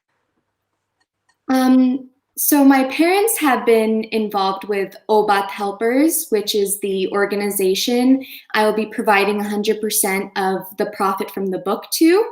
And I remember one day at dinner, they were talking about the Rohingya refugees. And I realized that I knew nothing about it. And here in America, there are so many people who are not aware of this crisis. And I knew that I needed to find a way to reach all audiences, you know, to inform them on what's happening on the other side of the world. And the Rohingya are not talked about enough on the news, and I hope that my book can at least give people a slight idea on the situation, because after learning about everything that they've gone through, they need to be seen more and know that people are fighting for them and want to help them. And hopefully my book can cause families to talk about it and cause them to research and educate themselves more on the topic. And then these kids who have read the book can tell their friends and spread the word. And many people tend to shield their young children away from these topics. But I think that it's important to include them in the conversation because, you know, they're the future and they need to know what's happening in the world. Yeah, definitely. And you did mention that it was really important to you to write it in a whimsical sense. So that usually, you know, with children's books, that draws their attention and makes it a little easier for parents to bring up the topic without delving too much into it. So one of the other questions I had is, what other projects have you done in your own journey that have also given you the idea, certain ideas that came up in the book? Well, I have been involved with a foundation called the Give Light Foundation, and through working with, it's a foundation that reaches out to orphans in different countries around the world. And I've been working with this foundation since I was in 8th grade. And I think that being exposed to, you know, the youth and seeing what they like and what they enjoy reading, and also seeing, you know, what they've gone through, really catapulted me to create this children's book. Okay. And in terms of the illustrations, they're really beautiful and vibrant. I loved each one of them. Who did the illustrations? So I worked through the website Upwork and hired a freelance, an amazing illustrator named Maruf Hassan. And the way the illustrations worked was that I wrote the text for each page and then accompanied it with a description of what I wanted the setting, characters, all the elements of the illustration design to be like, down to the very tiny details. I see. And in terms of like the writing, did you have like, was this what you envisioned in the end? Like, how do you feel about the book? I was really happy about how it turned out because it's exactly what I pictured in my head.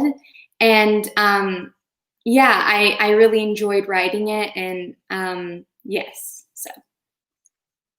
That's great. And I wanted to ask also, any advice for young aspiring authors out there? Because you all have great ideas. We all have great ideas, and it's sometimes in our head, and it's like getting to it and actually accomplishing it is another, you know, conversation. So do you have any advice for authors out there, young authors out there especially? I know this might be a little cheesy, but I honestly think don't I don't think anyone is too young to make a difference or do something that they are really passionate about. It's mainly about motivation and putting your heart into something. So if you want to write a book, write a book. It doesn't matter if you're 8 or if you're 80. If that's something that your heart is set on, you should do it.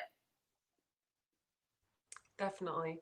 And if you want people to get more involved, so you did mention that 100% of the proceeds go to the organization called OBAT. And what are other ways that people could also get involved?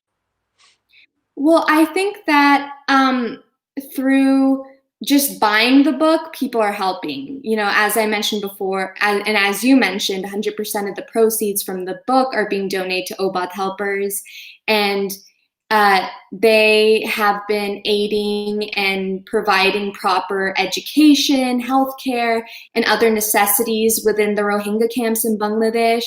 So people can also go to the OBAT helpers website and make a donation of their own. And also, I think that another important thing is, you know, informing the people around you about not just the book, but about the actual plight of the Rohingya and how they can help as well. I think word of mouth is definitely a really big help. Definitely, yeah.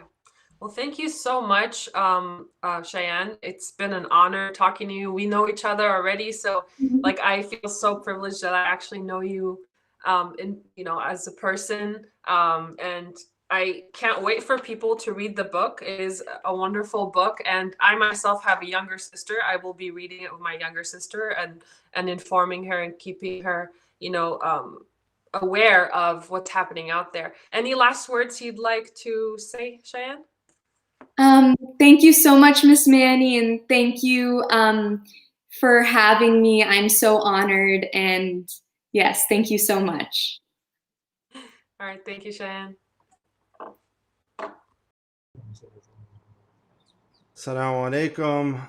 This is the session on the best global Muslim companies, and we're blessed to now go to Singapore to be with our brother Ibrahim Tahir, the founder and manager of Wardah Books. Assalamu alaikum, brother Ibrahim. How are you? Alaikum salam warahmatullah. It is an honor to be with you. Alhamdulillah.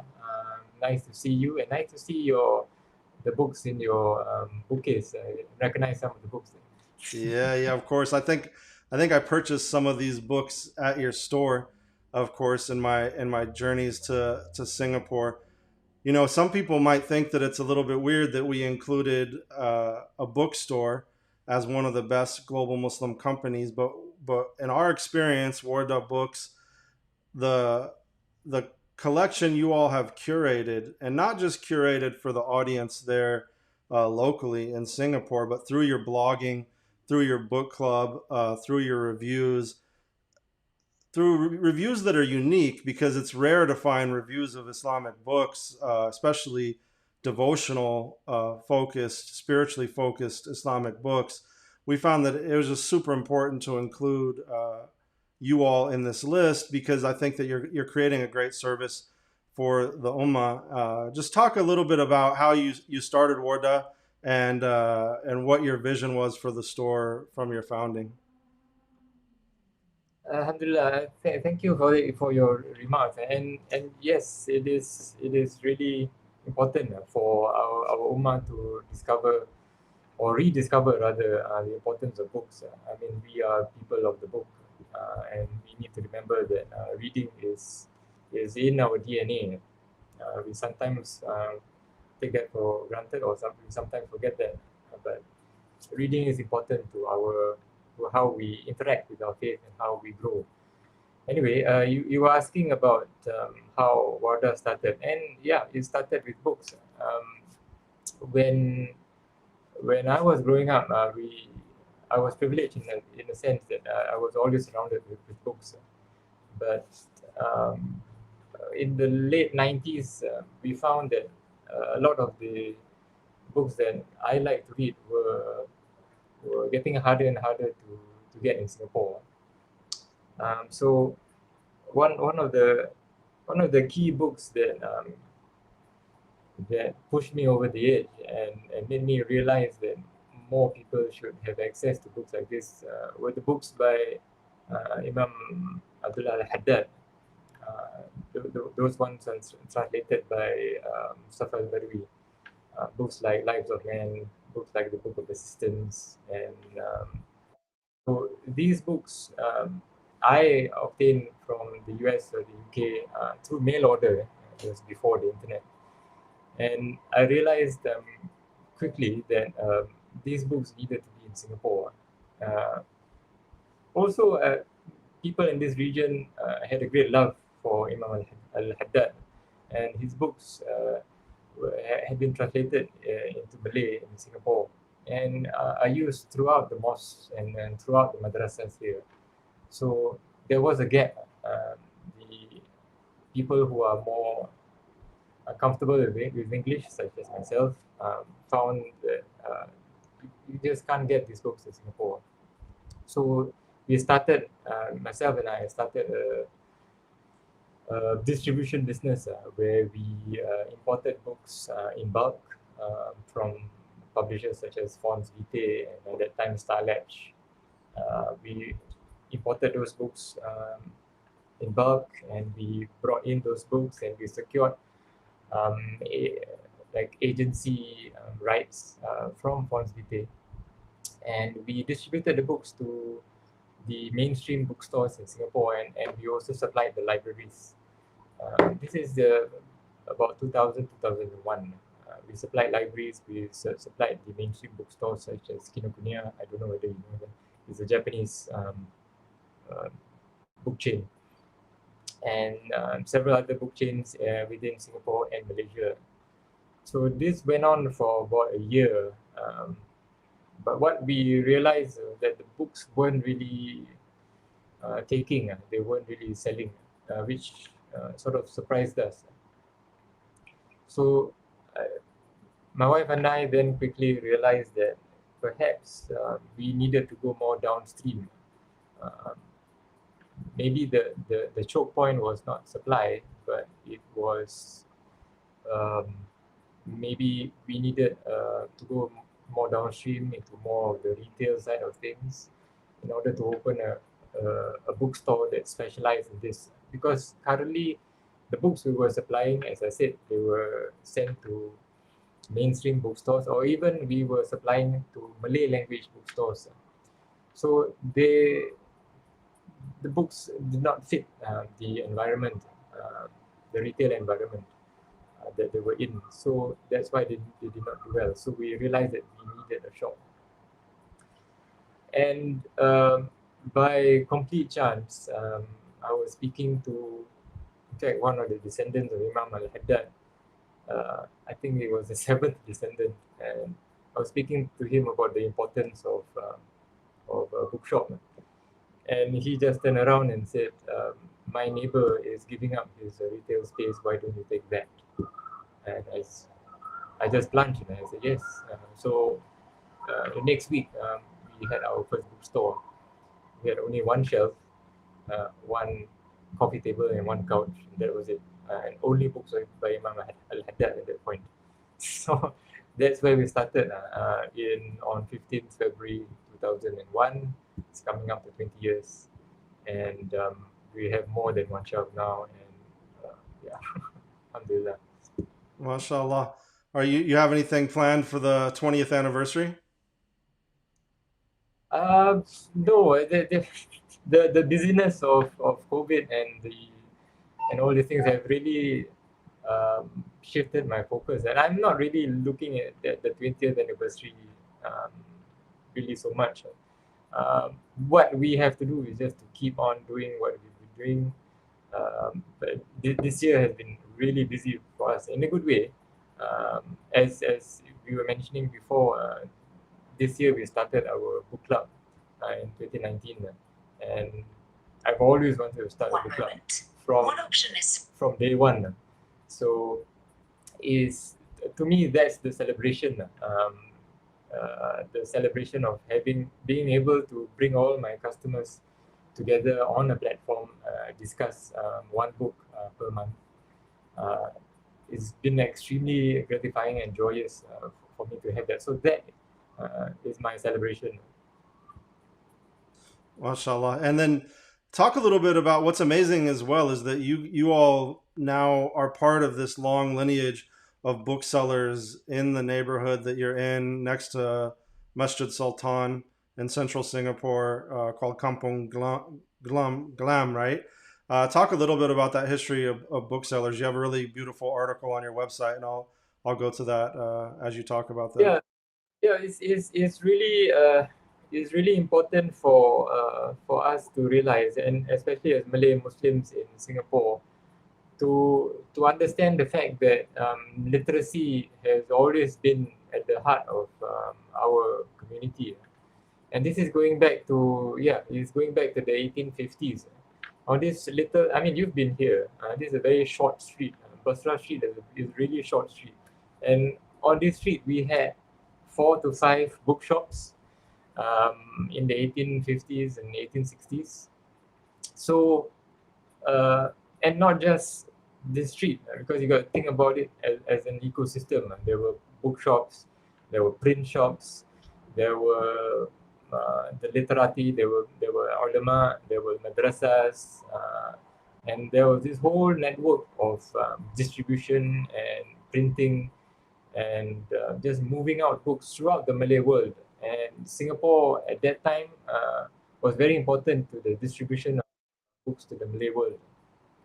So it is important that we always remind ourselves of the importance of this in our history.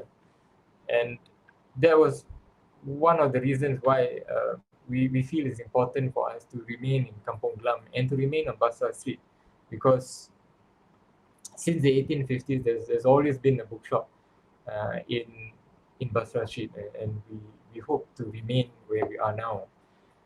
Even if no one walks into the shop, or even if no one buys a book from our shelves, our very existence on this street, that this is a Malay Muslim bookshop, that is an indicator to everyone passing by that Muslims care about truth, Muslims care about learning, Muslims care about this idea of knowledge that is transmitted, that is moved on from generation to generation, and that we have a silsila going all the way to the Prophet.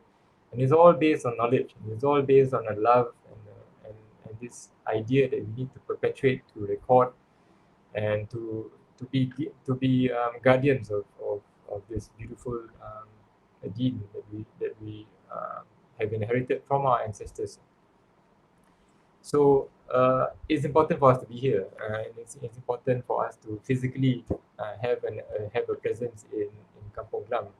Yeah, I think, and what's amazing now about the shop is that I believe we're at really a golden age of Islamic publishing in the English language. The difficulty for people of seeing that is that the publishers are in the US, they're in Southeast Asia, they're in South Africa, they're in the UK and Europe. So seeing the breadth of what that publishing looks like, it takes going to a store like yours, not just being on Amazon, because unfortunately the algorithmic realities of Amazon and other digital booksellers is that they'll guide us to things that are against our deen. Whereas like going to your website, mashallah, is such a great, that's why I recommend, people go to the Wardah Books website and really, look through it. So can you talk about how you now have curated this collection and talk a bit about this golden era of English language Islamic publishing? Yeah, I mean, thank you for saying that this is the golden age of Islamic publishing. I believe that to be true as well, and I've actually said that to people, and when I say that to people are taken aback, because there's this sort of idea that the book industry in general is a sunset industry. And even within the book industry, especially 10 years ago, there was this epidemic of pessimism, and people were starting to look elsewhere into maybe ebooks or whatever platforms. But over the last 5 years, we've seen that the book as a medium is incredibly resilient.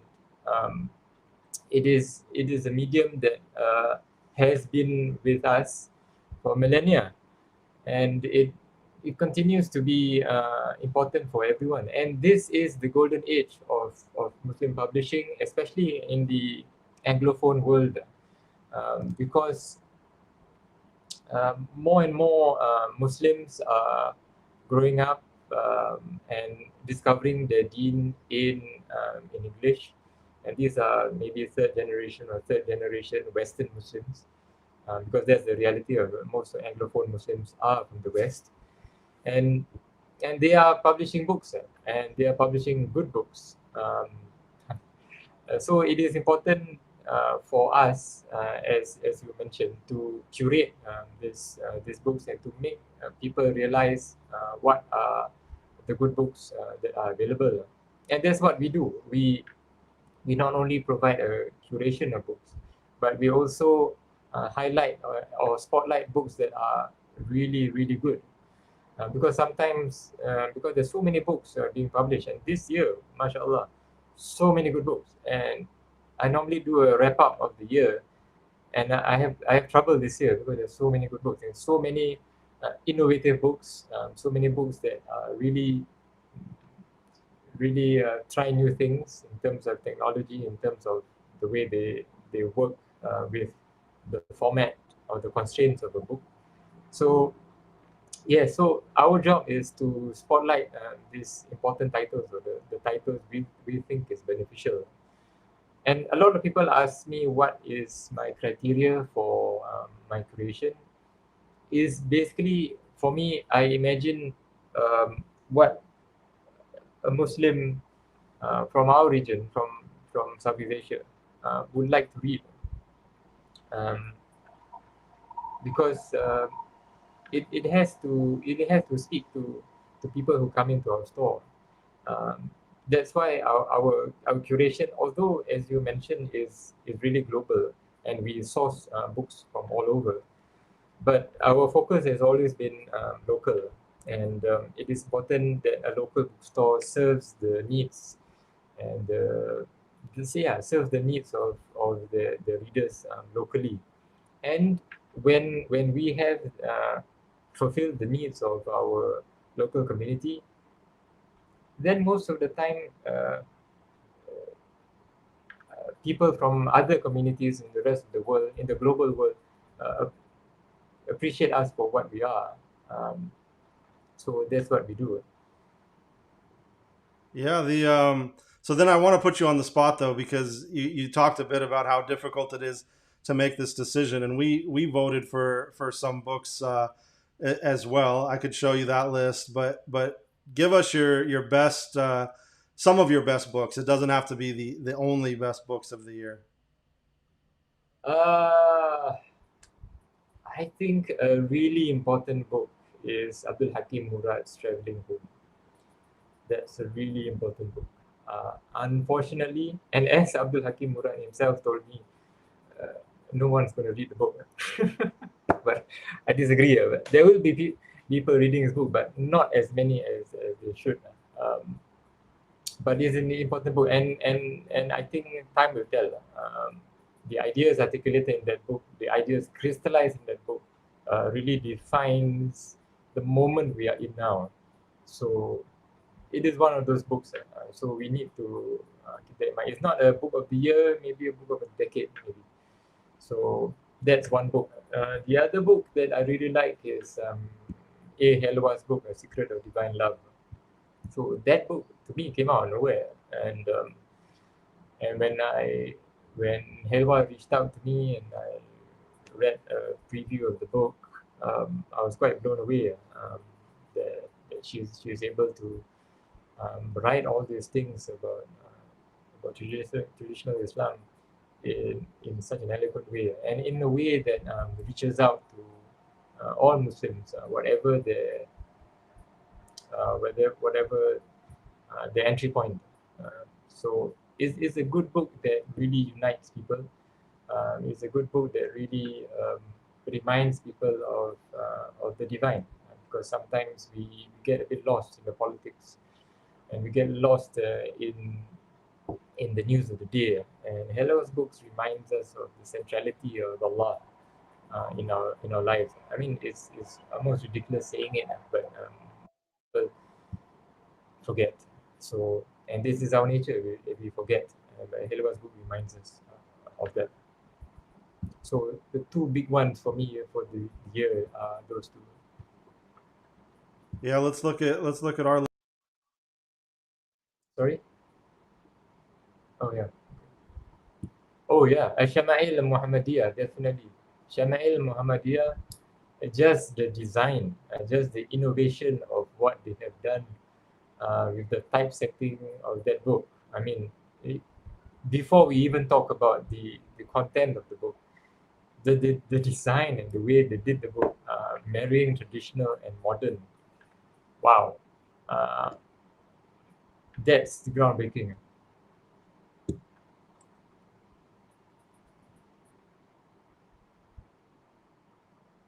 Are you there? Sorry, I think that maybe if I'm off that camera, you might not hear me. Can you hear me? Yeah, I can hear you now. Yeah. Yeah, I was just saying those are good examples. I think some of the others are the Eric Winkle's book is really incredible. Yeah. What he's by press is amazing. It's a beautiful book. And Eric Winkle, Shuaib has done tremendous work over the many years, and it's great to see that he has the opportunity to publish this book, and it's beautiful.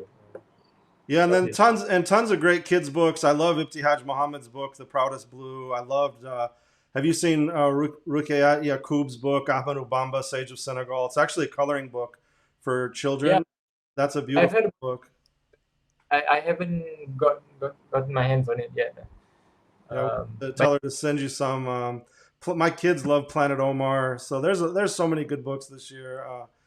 Planet Omar is a complete riot. I mean, adults and children love it, and yeah, Planet Omar is going to be one of on my list as well, because we seldom include children's books, but Planet Omar is definitely there. And one of the stories for the parents that don't know is about the children trying to save a masjid, right? Their local mosque is going out of business, and the kids are trying to do a fundraiser for it, and that's obviously a theme that makes sense for 2020. Unfortunately, is some places in the U.S. some of the masajid have studied, and then also the Shamel book for the youth study book. I think again that's why we included Al Ghazali as one of our top Al Ghazali Institute as one of our top educational institutions this year as well, because what they're doing publishing wise is amazing. This is exactly it, because books are always pushing boundaries.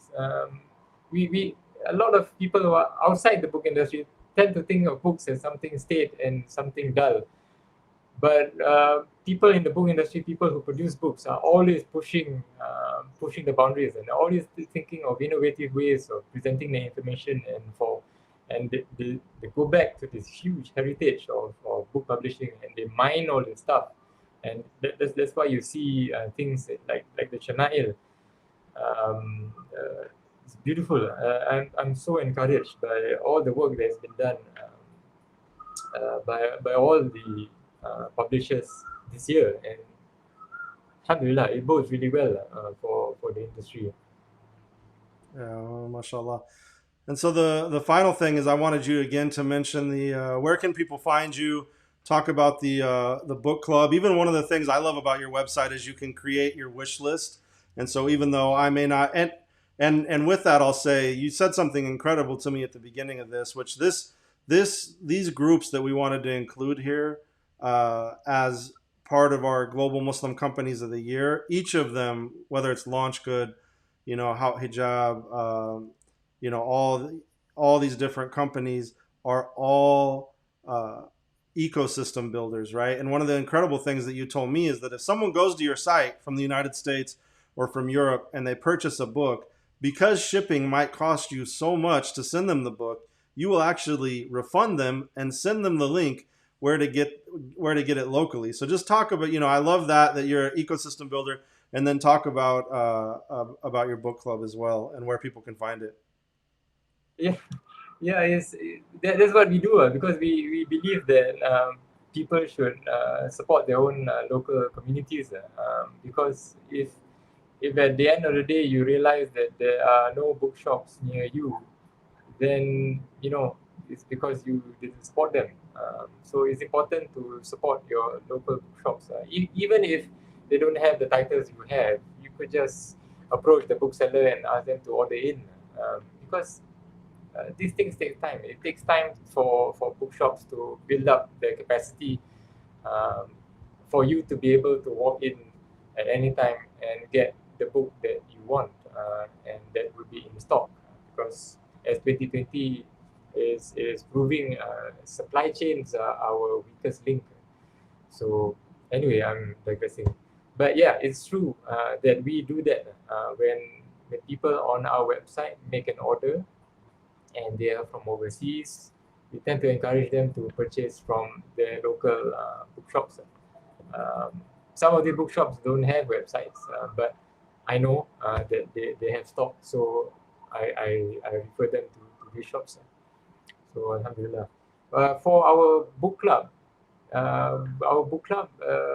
you can find out more information on our website, and the book club is titled the Islamic Civilization Book Club, and our idea is to spotlight different elements of Islamic civilization.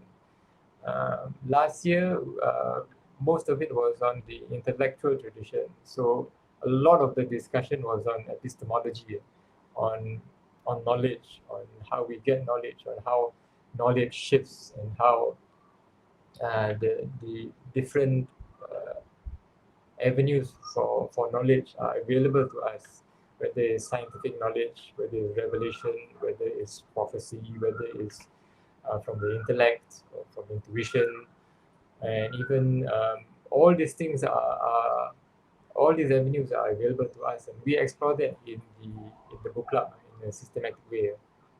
And next year we will be doing Islam and other civilizations. So we will be looking at how Muslims have interacted with other faiths. So for this year, I mean for 2021, we're still talking about Islam and other faiths. And in 2022, we intend to do Islam and modernity and post-modernity, which is basically quite godless. But anyway, for 2021 is still Islam and other faiths. So we'll be talking about Islam and Confucianism, Islam and Buddhism, Islam and Christianity, and Judaism. So that is our approach for next year. Again, the whole thing is to remind people that when we interact with epistemology, or we interact with different religions, our interactions are informed by revelation and informed by reason and our intellect. So this is what we'll be exploring for the next 2 years, and then at the end of 2002, we'll look at what other areas we want to explore. For the book club, this has been something that my readers or my customers have been talking about, and have been asking me to start, because you read all these things, because readers read in isolation, they read alone, and that's where reading should be. You should be alone with your thoughts and to do it. But you do need to come together once you've read something, in order to bounce ideas, in order to discuss ideas, and in order to synthesize ideas, because it's only when you speak with other people that you are able to understand what you are thinking yourself, and in the process you understand the other people who have read the same book are thinking well. So this is a way of synthesizing a lot of our ideas, and it's an important element of reading. So I've come to understand that the two elements of reading are quite important. This solitary reading that you have to do on your own time, and then there is this element of reading where you interact with other people. So you challenge your views or you refine your views. So this is all very important. No, that's great, and thank you again, Ibrahim, and Allah bless you in your work with Wardah Books, and send our salams to everyone in Singapore. We pray that we'll all be able to see each other again one day soon.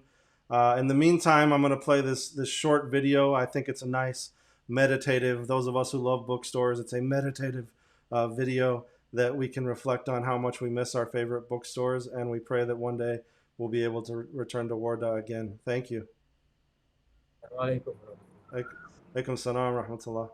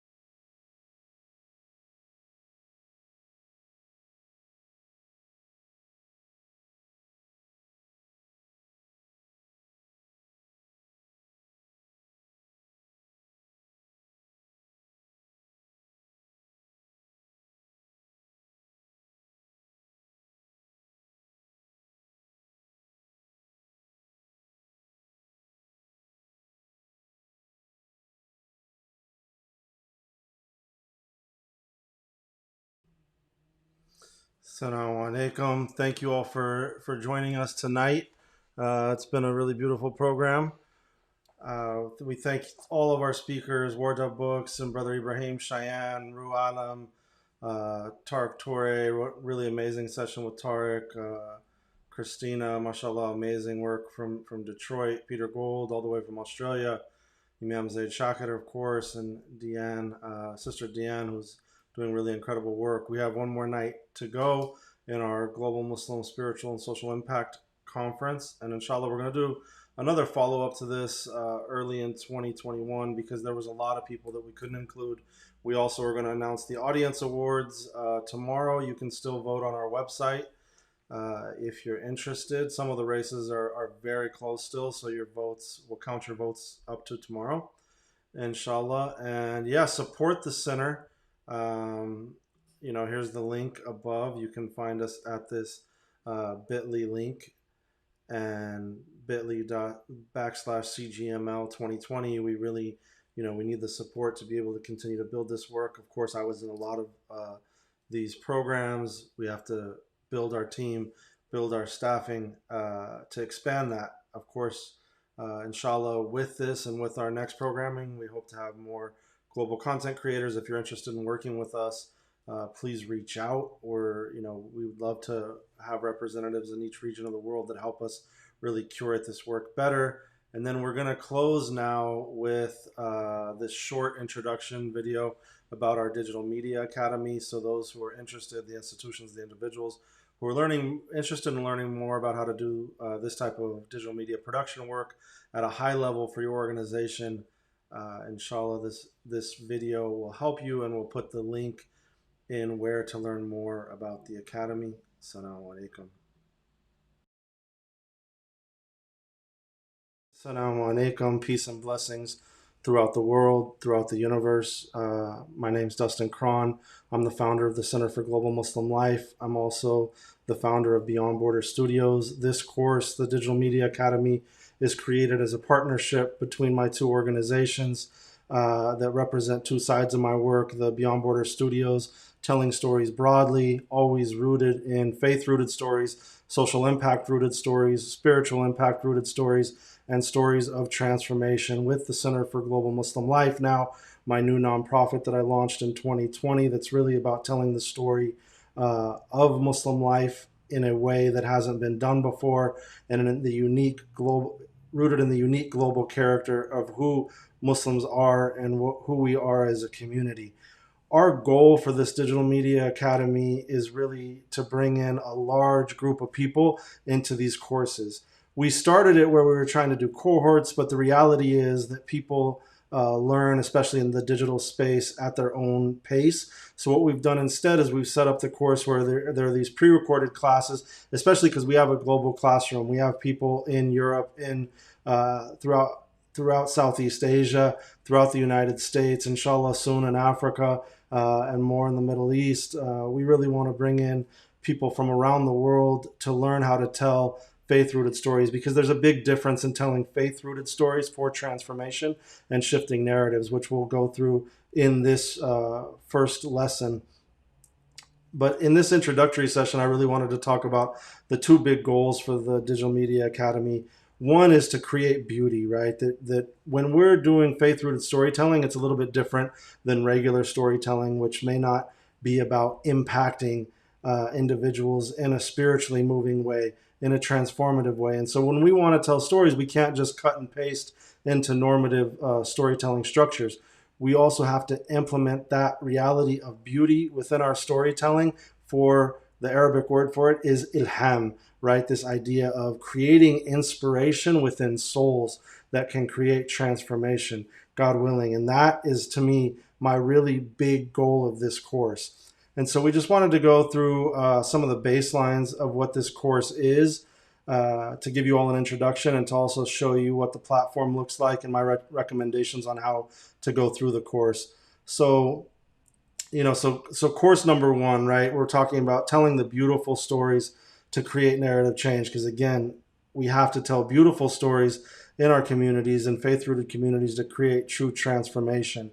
So this is my studio, Beyond Border Studios. I put a link to our most recent film, A Prayer Beyond Borders, which I think is a great example of the type of storytelling that I hope comes out of this Digital Media Academy, and that I hope that people are producing long term. The Center for Global Muslim Life, right? We use this term, connecting the diaspora of hearts, through media production, research, and cultural incubation. We've had a lot of global community gatherings this year in the midst of us all being at home. We've taken that opportunity to bring people together to talk about specific issues like global Muslim film, like the Hajj of our hearts. Most recently, we did a series leading into the 2020 election here in the United States, talking about what political agenda would look like for 2021. Rather than being reactionary, our goal is to really be about what does our future look like as Muslims become the largest faith group on the planet, and we move from being 1/4 of humanity to 1/3 of humanity over the next 50 years. How do we move away from reactionary thinking into future-oriented thinking that's really about creating connections with one another and moving past this stage of global Islamophobia, global war, the war on terror, as what I believe now will be a new era for global Muslim life that people will be looking to around the world. And so our method really is about how do we, bring people together, how, like I talked about, we've created these convenings. I don't want to bore you with a ton of language here on this slide, obviously. Really now getting to the Digital Media Academy, right? So course number one, like I said, that we'll go through here is first and foremost, you have to learn how do you tell a story in a meaningful way? What are different storytelling techniques that work, especially for social impact and spiritual impact rooted storytelling? In course number two, we do a really deep dive into branding, content development, and digital production for 2020. In course number 3, we talk about our publishing strategies for 2020 in the midst of everybody having to be online now, right? And we talk especially about live streaming and podcasting. And then we also talk there about social media, right? And that to understand the social media landscape, you have to understand the algorithms and what social media platforms are privileging at any given time. So we go deep into that. In course 4, we talk about PR, marketing, and understanding your data, right? We go through the different types of media, whether it's owned media, earned media, advertising-based media.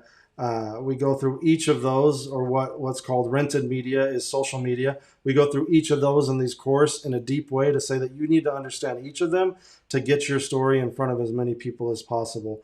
In course 5, we talk about business development, digital fundraising, and digital advertising strategies. And then finally, the goal of this course is that you come out of it with a product.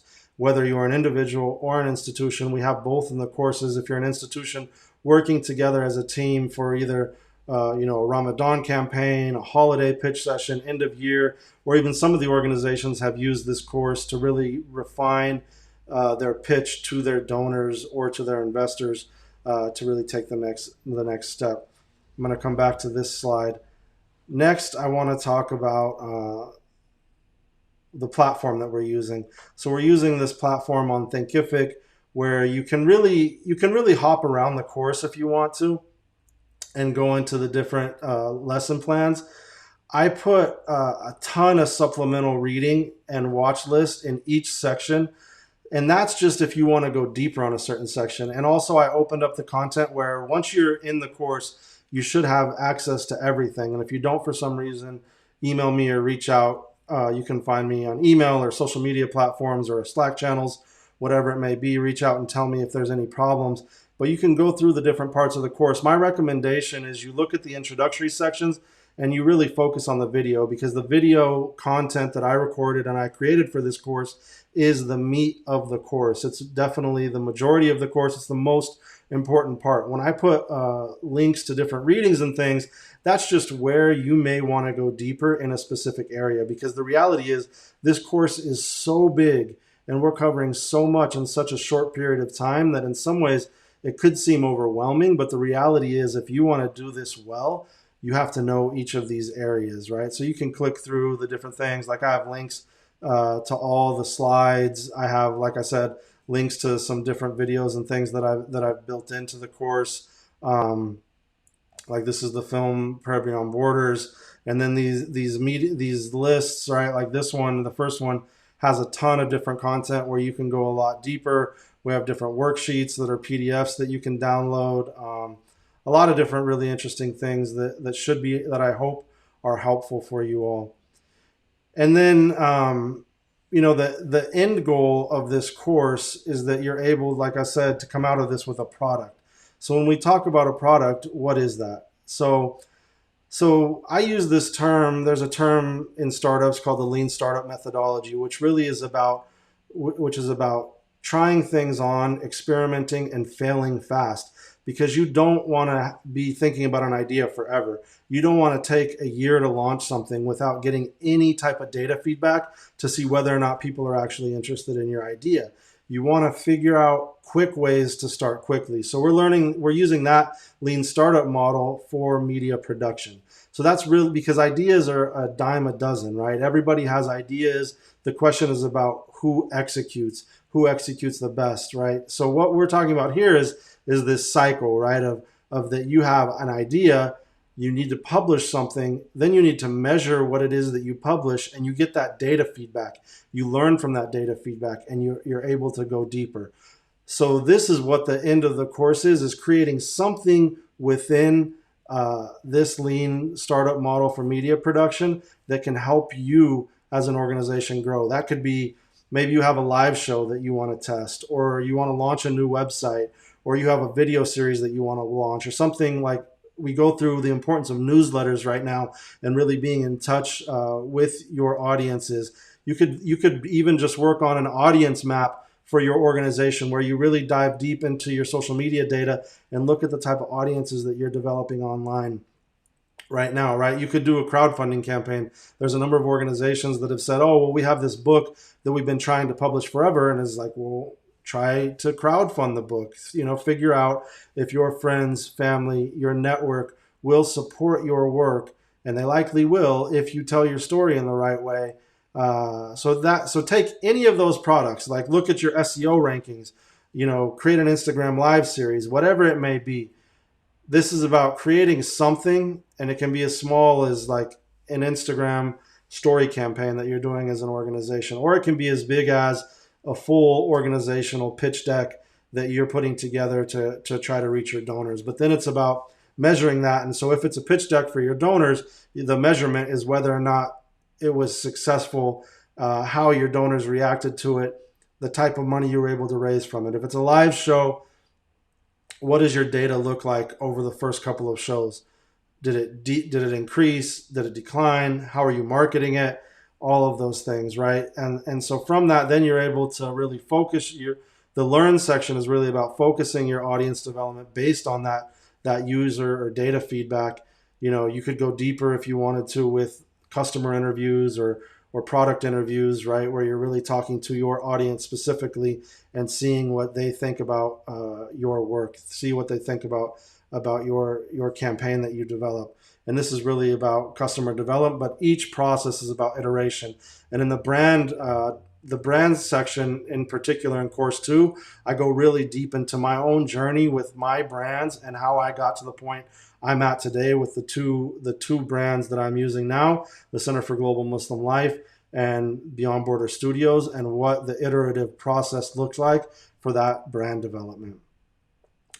So if you want, the simplest way to do that would be to develop a pitch deck. So in the supplementary readings in the demo day section, I put some links to this Slide Bean article and a few others to show you that whether you're pitching a film or a company, generally speaking, the deck would look similar, right? It's really talking about what your problem is that you're solving, how you're creating a solution for that. What is your product? What's your market size?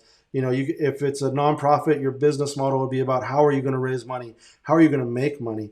What is the underlying magic of your team, the underlying barakah of your team, whatever it may be? What's your marketing plan? And then it's important also to feature your team slide.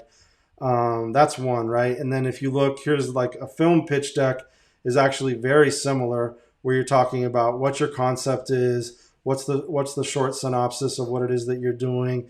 If you have some type of trailer that you've already produced, embedding it there.